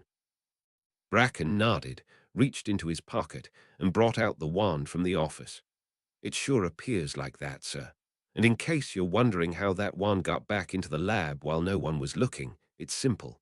That thing in the lab isn't his wand. Green stared at him. What? You heard me right. I remember talking to him shortly after he arrived, and he claimed that his wand was 10 inches long and made of pine. Could you hand me that ruler, please? Still in disbelief, Green handed over the ruler. The guard then laid the ruler next to the wand and measured it. 11 inches. Green swore again, and Bracken nodded. Exactly, and it's made of something which isn't pine. If I were to guess, it's made from the tree in the hall which lost a branch. What's more, you should have known by now that it couldn't have been his wand. Remember that Muggles can't touch wands. Green hit himself on the head with the palm of his hand. I knew something was wrong when Lindsay first gave me the wand, but I couldn't put my finger on it. Exactly. This is what I wanted you to see. You wouldn't have believed it otherwise. Green tried to think. Where is he now? Bracken shrugged. I don't know, and probably far away from here. If he faked his death, he probably doesn't want us to find him. Considering that he's a wizard, we can probably assume he'll be able to evade us. Why would he do this to us? He's been so helpful. Bracken looked surprised. I would have assumed it was obvious, Mr. Green. He figured he could run away with the stone and possibly offer it to the highest bidder. He is a mercenary, after all. But the stone's here. It was left in the lab with the fake.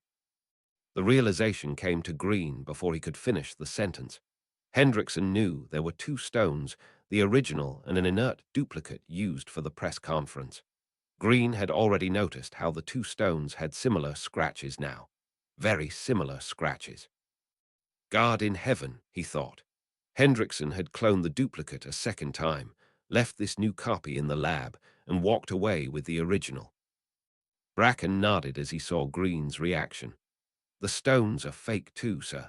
I'm sure of it. What's more is that if I were him, I'd make sure that all of the instructions have been tampered with or have mysteriously disappeared. I would know that you would try to hire another wizard to create a new stone, and without the instructions, the wizard isn't going to do much good. Green nodded gravely. That slick Khan artist fooled us all. I'm going to try to get Radner or someone like that to put out a warrant for his arrest. You can try that, sir, but if he's faked his death and is a wizard, he may be hard to track down. It's all we can do, Mr. Bracken, and as far as creating a new stone, don't worry. We've got a contingency plan for that, and besides, we've got some Ukrainian named Dmitri coming in tomorrow to replace Dave. Don't worry, my friend. We're going to get out of this in one piece. Bracken grunted. Not if this Ukrainian winds up stealing this new copy, works for Voldemort, or both. Chapter 290. Adventures with Arachnids. Monday, July 22, 1996, New York Times Temporary Headquarters, Albany, United States of America Book Review. Gilderoy Lockhart, Adventures with Arachnids. In today's column, we will discuss the first book of the Gilderoy Lockhart series, Adventures with Arachnids. Although it is unusual for us to cover sword and sorcery fantasy, this book is not just the introductory novel as a long fantasy series. Rather, it will likely be the first wizarding novel to successfully cross over into the Muggle world. Furthermore, many wizards believe that Mr. Lockhart actually performed the feats described in the book. We will begin with a brief introduction to Gilderoy Lockhart. Mr. Lockhart, 1958-1996, was a British wizard whose works were extremely popular among the wizarding community. A former defense against the dark arts instructor, Lockhart was known for embarking on dangerous journeys and adventures. In the first installment of his alphabetical series, Adventures with Arachnids, he describes a trip into a forbidden forest in the United Kingdom where he had to confront several large spiders. He claims to have been no older than Hermione Granger at the time, and judging from what MS. Granger has done, even a young wizard can do amazing things. Having successfully dealt with the spiders, he continued on to more sophisticated and difficult adventures, battles with banshees, cries of the cockatrice, and so forth. By the time he had released his fifth book, he had gotten a worldwide following and supposedly had a fan club stretching from California to Christchurch. He married Demeter Larkus, a Scottish witch, in the summer of 1985. Their only child, Marion, was born in the spring of 1988. Lockhart was appointed defense against the dark arts professor at Hogwarts for the 1992-1993 school year. He soon found, however, that he was better at writing books and fighting off monsters than teaching children. He decided to leave at the end of that year to continue with his work. Tragedy, however, struck in June 1993.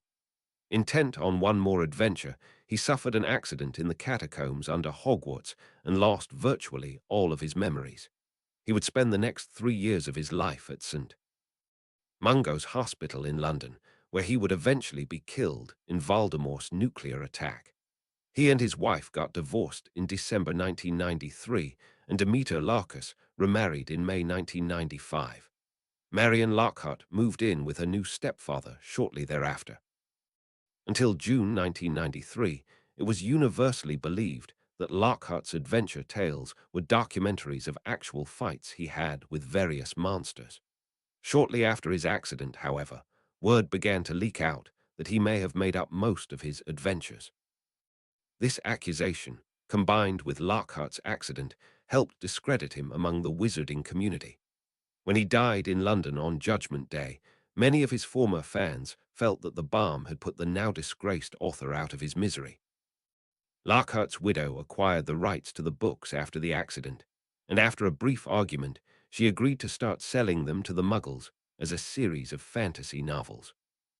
As long as it was obvious that the books were fantasy, the Muggles could read them even if the statute of secrecy was still up. Tor Publishing Company eventually agreed to start selling the books, and the first one's publication date was set for July 1998. No one could have known, of course, that the statute of secrecy would fall, and that world would nearly end a month ago. Demeter and her second husband were adamant, however, that the publication should be moved up to July 1996, and that all proceeds would be donated to charitable funds dedicated to rebuilding the cities damaged in the nuclear attacks. We at the book review highly recommend Adventures with Arachnids and can understand how Gilderoy Lockhart became such a popular author. Regardless of whether or not Lockhart actually did all of the things mentioned in the books do an admirable job in telling us the Muggles about unusual creatures from the magical world. Take, for example, the various arachnids. One of them is supposedly a large spider about the size of a small car which is capable of speech. Supposedly introduced to the grounds of Hogwarts as a pet by a rambunctious student, this creature is capable of speech and is quite intelligent. MS. Granger, who is convinced that Lockhart faked everything, confirmed that the animal in question is indeed capable of speech. However, it is an extremely dangerous creature, and that people should keep their distance from it. Still, one can only imagine what it would be like to have an intellectual conversation with a creature which is not a hominid. What is it like to build a web or lay eggs? Adventures with Arachnids is an easy read, and it provides very detailed descriptions of magical spells and brings to mind vivid images of fantastic creatures. Some of these descriptions, however, are a bit graphic, so the book review does not recommend it for children under 13. It has 205 pages and several illustrations showing Lockhart in action against his enemies. Tor will be selling 3 versions of the book: a standard Muggle paperback for $13.99, a standard Muggle hardcover for $29.99, and a dynamic photograph hardcover for $109.99. The first 2 will be available in all stores. The third can be ordered directly from Tor. Lockhart's second book, Battles with Banshees, is scheduled to be released in January 1997. Herald Green Pharmaceutical Corporation. Dmitry Vasilov smiled. Everything was going according to plan. He had the instructions for the stone in his hand, taken directly from Mr. Green's secure vault. Green's suspicion had in fact been correct. Hendrickson had in fact doctored all of the written copies of Flamel's diary so that the instructions would not produce a viable stone. Vasilov also proved almost immediately that the stone left on the countertop had indeed been a dud. Green bade him good luck and asked him to swear an unbreakable vow that he would return the stone to his boss as soon as he was finished using with it. Vasilov didn't have a problem with that. As far as he could tell, Rasputin was his boss, and he intended to give the stone to Rasputin anyway at some point. The instructions were difficult and required some hard-to-obtain components. Green told him that the company would spare no expense in getting its hands on a new stone. Vasilov thought that was nice of them. Chapter 291. Samuel Rethinks Noah. Monday, July 22, 1996, Omega Instituter Heimbeck, United States of America. John Paul and the rest of the religious leaders liked what they were seeing here. This place was certainly appropriate for a conference which would, God willing, reunite the Abrahamic faiths and throw in a dash of Hinduism and Buddhism as well. If it proved to be impossible to reunite the faiths, the conference would establish a new council for tolerance and mutual respect. Everyone in his party was being forced to travel incognito as Omega was still filled with people. The announcement of the conference had completely thrown the Institute's schedule for a loop. The site was going to close, tentatively, from 8/1 to 9/1. All of the speakers and events which had been planned during that time had been moved to another spiritually minded camp near Rhinebeck. One didn't have the same cachet as Omega, but a good one nonetheless. Several pilgrims, however, preferred Omega and had wound up changing their schedules so they would be coming up before or after the conference. From John Paul's perspective, this had had the unfortunate side effect of having the camp having to host a good 50% more people during his visit than it normally did. The director added that the weekend of the 28th had gotten so crowded that people were willing to share tiny rooms and sleep on the beach near the lake. The Buddhist and Hindu contingents were surprised when they saw that the cafeteria was vegetarian. Suleiman could get by for the most part with the vegetarian food, but he was still a bit concerned that he couldn't get true halal easily. A Jewish representative complained that the combination of the vegetarian diet and kosher restrictions made it so he wouldn't be able to eat anything. Fortunately, the word had gone out to the Culinary Institute of America, an elite cooking school which also happened to be in Rhinebeck. The chefs promised that all faiths would have high-quality organic food to eat. The Pope's party spent a good half-hour rummaging around in the Ram Dass library. They then visited the meditation hall. Climbing up all those stairs proved to be a bit of a pain for some of the more senior members, and sauna massage building. The normally co-ed sauna was changed to single-sex for the duration of the conference. The large auditorium would be a perfect location to hold religious services, and small focus groups could spend time working in various cabins spread out over the grounds. It was painfully obvious that there wouldn't be enough dormitories to go around, and the delegates agreed to house the highest-ranking members and the infirm in the dorms and put the others in tents and sleeping bags. Several people grumbled about the bias towards seniority, of course. However, the fact remained that the highest-ranking members were also the oldest and frailest. The highest-ranking member of all, of course, did not need any housing or food, though his interpreter did. Samuel and his interpreter had chosen to arrive in the dead of night, after which the prophet had immediately disappeared as to not blow his party's cover. The interpreter, concerned that people may have been accustomed to seeing her together with Samuel, insisted that she stay in her dorm room until the religious leaders had completed their tour. John Paul had been more than relieved that Celestine had switched sides. Urban, however, was proving more intractable. When the other leaders recommended that the Bible be amended to the correct, the erroneous quote sanctioning the blanket persecution of witches, Urban had gotten angry, saying that God's work couldn't be changed. The arguments were still going on by the time the tour had completed, and they had returned to the interpreter's dorm. The Pope saw that Samuel had returned and had brought Deborah back with him. The Dalai Lama and the Hindu leaders looked at her in confusion, and John Paul had to explain who exactly she was. Granted, there wasn't much to see, as she was still wearing the archaic burqa-like dress with the bee decoration, but she was definitely there. All heads turned, including Samuel's, as Urban entered the room in the middle of his latest tirade. "You're thinking of putting the Nohapishtin impact in there as well now. That's really pushing it." The interpreter obediently translated for Samuel, and the ghost raised his eyebrows. "Nohapishtin impact? What is that?"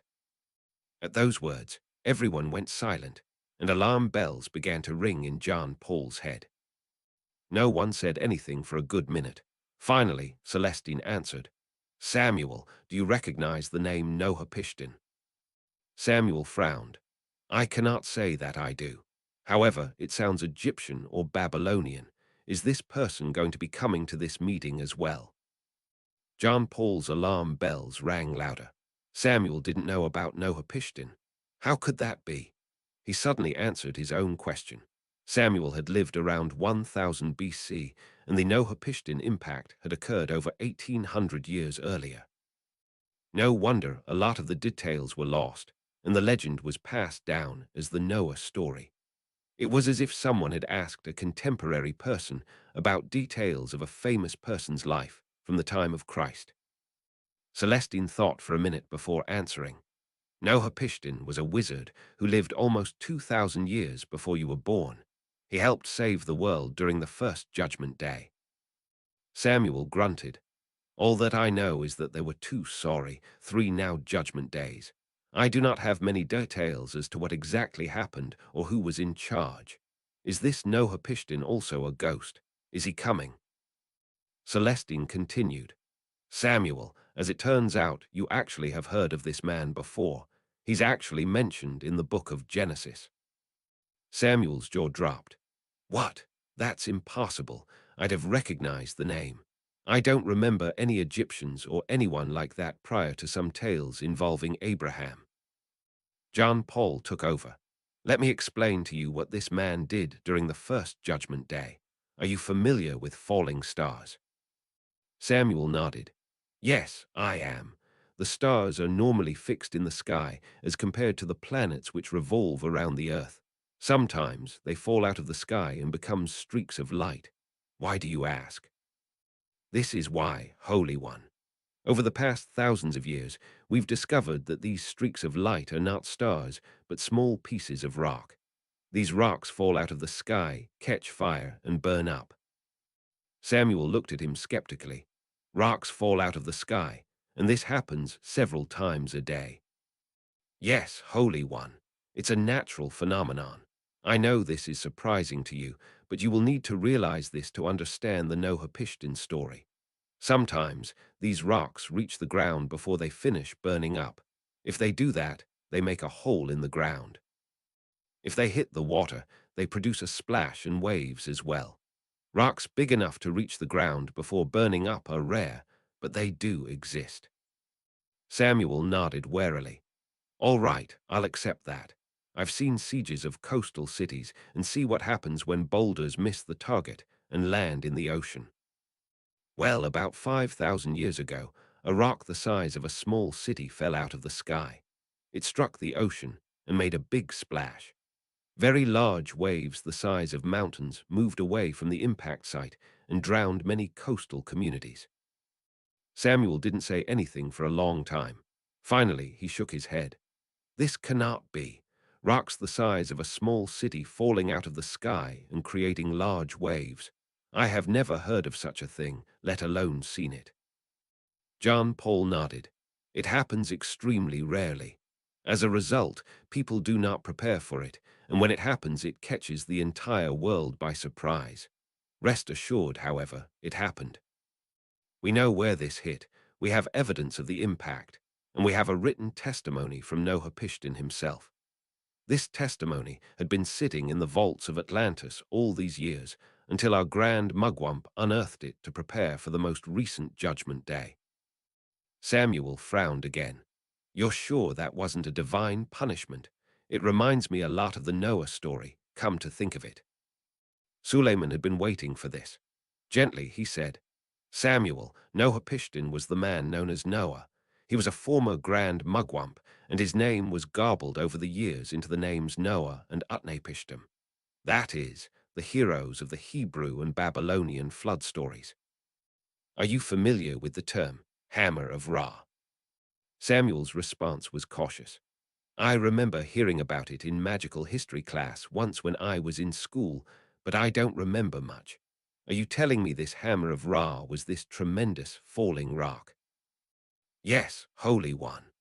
Nohapishtin was in fact a devout Egyptian wizard, and he attributed the glowing apparition as the wrath of the Egyptian sun god, Ra, without knowledge of modern astronomy.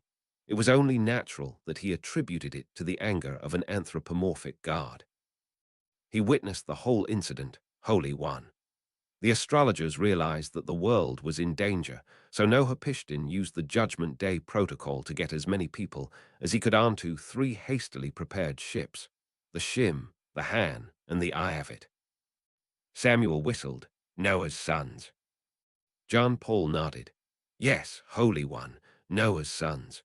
Using the power of magic, the Grand Mugwump managed to get the 3 ships into deep water before the waves struck. As it was, the eye of it went down with all hands. By the time the waves had passed and the rocks had stopped falling, most of civilization had been flooded out with the exception of the 2 surviving ships. Had Nohapishtin not done what he did, it is quite possible that we would not be here today discussing this. Samuel paused a moment and shook his head. This is remarkable. I find it hard to believe. It happened, Samuel.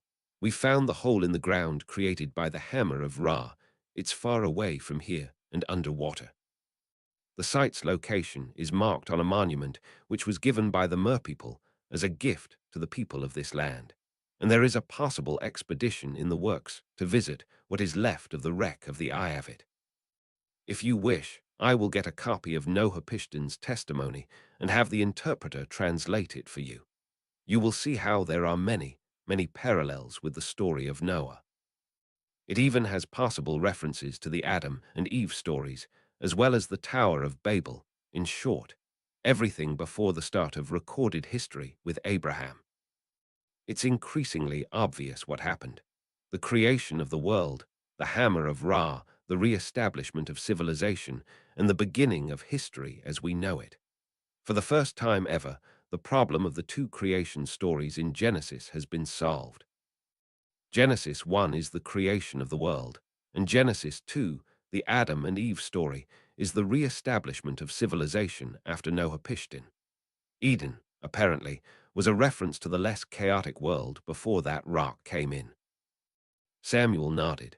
I'm going to need to see hard physical evidence if I'm going to accept this. Do you have a piece of the rock that hit the ground? I would normally have asked to go on the expeditions to the impact site and the wreck of the Iavit, but that won't work for several reasons. First, I'm busy here. Second, as a Kohen I am not permitted to be in the vicinity of a corpse.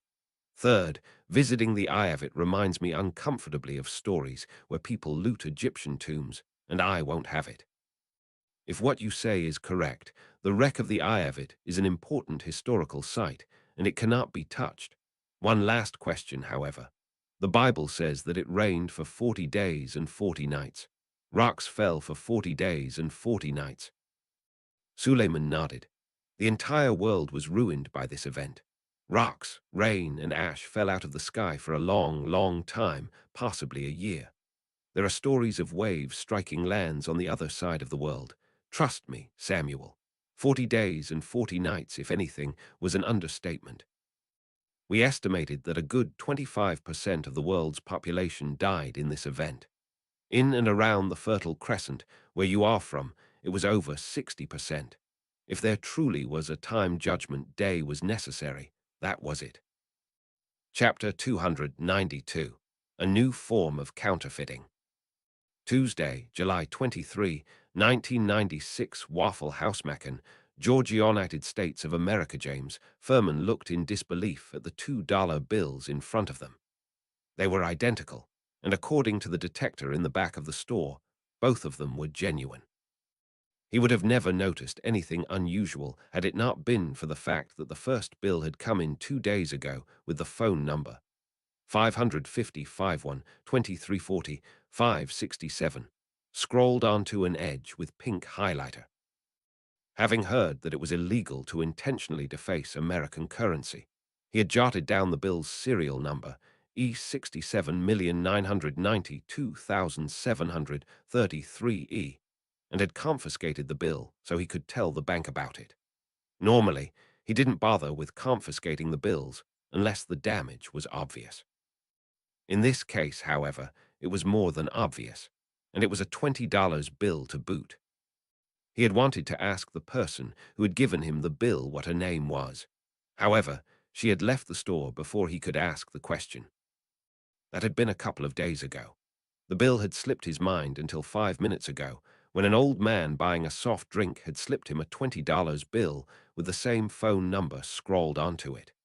Without thinking, he opened up his spreadsheet and entered the bill's serial number, E67,992,733E. Much to his amazement, the bill was already on the sheet. Figuring that he must have put the bill back in circulation after supposedly confiscating it, he looked through the drawers until he found the original bill. He had not made a mistake after all. There were 2 identical bills with the same serial number. Someone was counterfeiting money, in a way, which was outsmarting the latest technology used by the federal government. This was much worse than a case of vandalizing a couple of dollar bills. The economy was in a freefall, and it wouldn't be out of the realm of possibility for someone to try to resort to creative methods of increasing their income. Printing dollar bills, however, was bad. Criminals got wealthy without earning it, for one thing. In addition, reckless printing of dollar bills tended to lead to runaway inflation. His grandfather, Peter, had grown up in Berlin during the days of the Weimar Republic and had described in terrifying detail not just the horrors of the Second World War, but the hyperinflation between the wars. In a span of a few months, a king's fortune would depreciate to the point where it would be lucky to buy a loaf of bread. A bad economy by itself was one thing. A bad economy with hyperinflation would be a hell of a lot worse. Thankfully, the customer was still at the bar when Furman returned. Gently, he showed the customer the 2 identical bills and asked the customer if he had another bill. The customer looked stunned and readily complied, stating repeatedly that he had no idea. Furman, who was very good at reading people's facial expressions, could tell immediately that the customer was telling the truth. He asked the customer where he'd gotten the bill from, as the government needed to track down the counterfeiter. The man shrugged and claimed he'd gotten it from a restaurant near Atlanta. He remembered the place pretty well, and the fact that the bill had the pink phone number on it made it stand out. Furman jotted down the appropriate information along with the customer's phone number. Someone was going to have to track down which of the 2 bills was counterfeit, if not both. Once that was done, that bill had to be traced back to its source. This had to be done as quickly as possible. Temporarily closing his position, he walked over to the office in the bank to call the bank. The customer's bill was genuine. However, Furman had no way to know, nor could he have known that the woman who had brought in the counterfeit bill earlier had received from someone else a few hours before. It would take luck or a dollop of magic to track down where the money had come from. Ocala National Forest Facility, Ocala National Forest, Florida. Kenneth Franco stood at the podium to announce the new initiative. Yes, ladies and gentlemen. Given the current state of the world, the American Department of Magic has agreed to have wizards from the Ocala National Forest Facility join the security detail for the upcoming Olympic Games in Atlanta. These wizards will be dressed as plainclothes officers, with wands hidden in their pockets instead of guns. Whenever possible, witches will be asked to serve at women's events, and wizards will be asked to serve at men's events. This will be done to respect the traditions of our Muslim friends, as well as to be able to help protect the athletes if a threat materialized in the locker rooms. Once the games begin, people will not be allowed to apparate in and out of cities which are hosting events. Furthermore, he cut off his speech as someone tapped him on the shoulder. Surprised and somewhat upset that someone interrupted him, he hissed at the man beneath his breath. "All right, Derek, what the hell is this about? As you can see, I'm a bit busy here." The man winced. "I apologize, sir. However, we've got a disturbing report out of Macon, Georgia. It appears that someone has discovered a way to make counterfeit money in a way which recent, and I mean very recent, counterfeiting equipment has not been able to detect. Some people are worried that a wizard has taken to Geminiing dollar bills." Franco turned away from the microphone and swore beneath his breath. "Just we need. Wonderful. What the hell is going to happen next? Is Voldemort going to throw another rock at us?" Black Tower. Flamel stared in horror at Radnor's patroness. "I sure as hell hope you're wrong, Mr. Radnor." Radnor shook his head. "I'm afraid not, Minister. Not only has Harold Green hired a new wizard, some Ukrainian named Vasilov, but the security cameras outside the building appear to show Hendrickson faking his death. The cameras picked him up obliviating witnesses to the car crash, healing the original victim with the elixir of life, generating a fake body and apparating out of there. Shit, where is Hendrickson now? And more importantly, where is that stone?" Radnor's shoulders drooped. "We have no idea, Minister. That accident occurred several days ago, and by now Hendrickson could be anywhere. Furthermore, if he did what many of us suspected he did, he likely ran away with the stone and fideliused it to himself. If that's the case, there's no way we'll be able to get rid of it unless we kill him." Flamel scratched his beard. "He's already got a price on his head, right?" "Had, Minister. The bounty was retracted once he was thought to be dead." Flamel jotted down some notes. "I'm going to talk to Dagher and Dialanis, and I'm going to recommend that they reinstate the bounty and double it. In addition, I'm going to offer a £25 million reward for the recovery of the stone and a £2,500,000 reward for information pertaining to its whereabouts. Finally, I'm going to take advantage of my position as Minister of Magic. As Minister, I've got the entire Aura department at my beck and call. As soon as we finish this discussion, I'm going to send no fewer than half the Auras all around the world with one goal and one goal only. Capture Hendrickson and get that stone back, or at least extradite him back to Britain where we can deal with him. Is there anything you can do on your end, Mr. Radnor?" Radnor nodded. "I've already issued a warrant for Hendrickson's arrest and asked that they hand over all copies of your work. In addition, I'm going to suggest that Clinton throw enough legal roadblocks in front of Harold Green that they won't be able to get very far even if this Vasilov character does help them make a new stone. The guy's an alchemist, Minister. We know what that means. What's more, he has your old notes, the ones Hendrickson used to make the stone in the first place." Flamel groaned. "God help us all if Vasilov makes a new stone.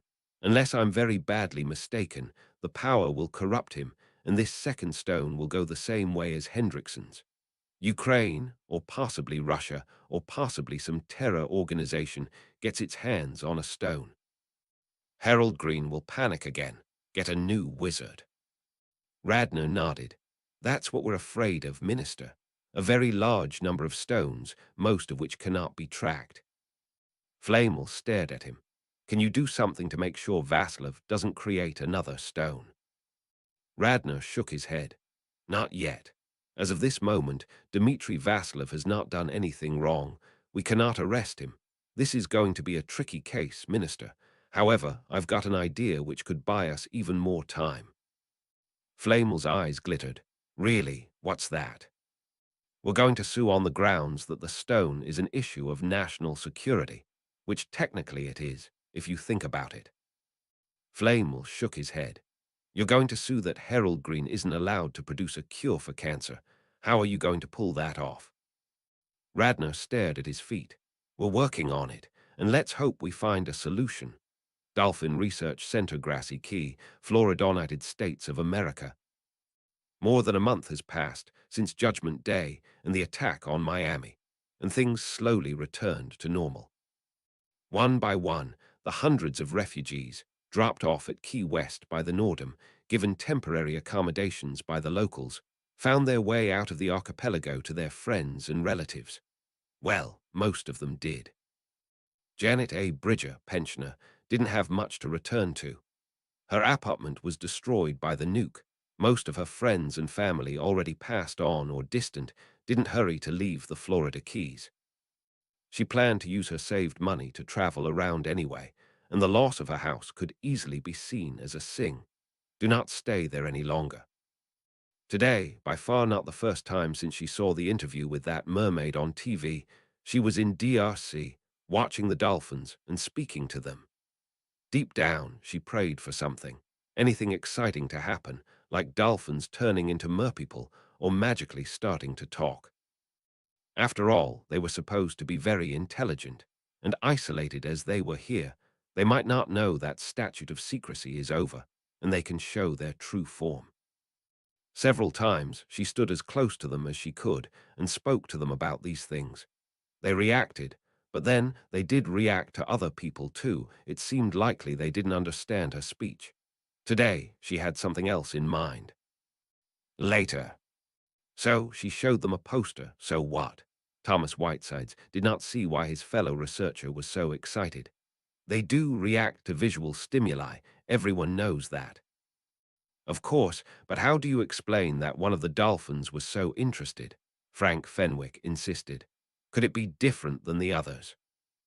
Well, it is Kibby, the only member of the pod who came from the wild, so I guess he might have seen merpeople, and the others obviously did not. Or he is one of them and doesn't want to show his true form. For all we know, he might be hiding here. Seeing one of his kind would no doubt agitate, or at least excite him. That be sick. He is clearly acting as a mature male dolphin, if you know what I mean. It would be bestiality. It would, if he was human, which he isn't in any case. But even if it's morally right, having a merpeople here would compromise our research. It's about dolphins, not them. We have to make sure all our dolphins are really dolphins. An idea came to him. Hell, it may even be possible that others are merpeople too, or even half-breeds. I've watched that interview. They didn't tell anything specific about that transformation. Whitesides thought about it. We should ask the merpeople. If anyone knows about these things, they do. I wonder if there's an easier way to contact them than flying all the way to Kodiak.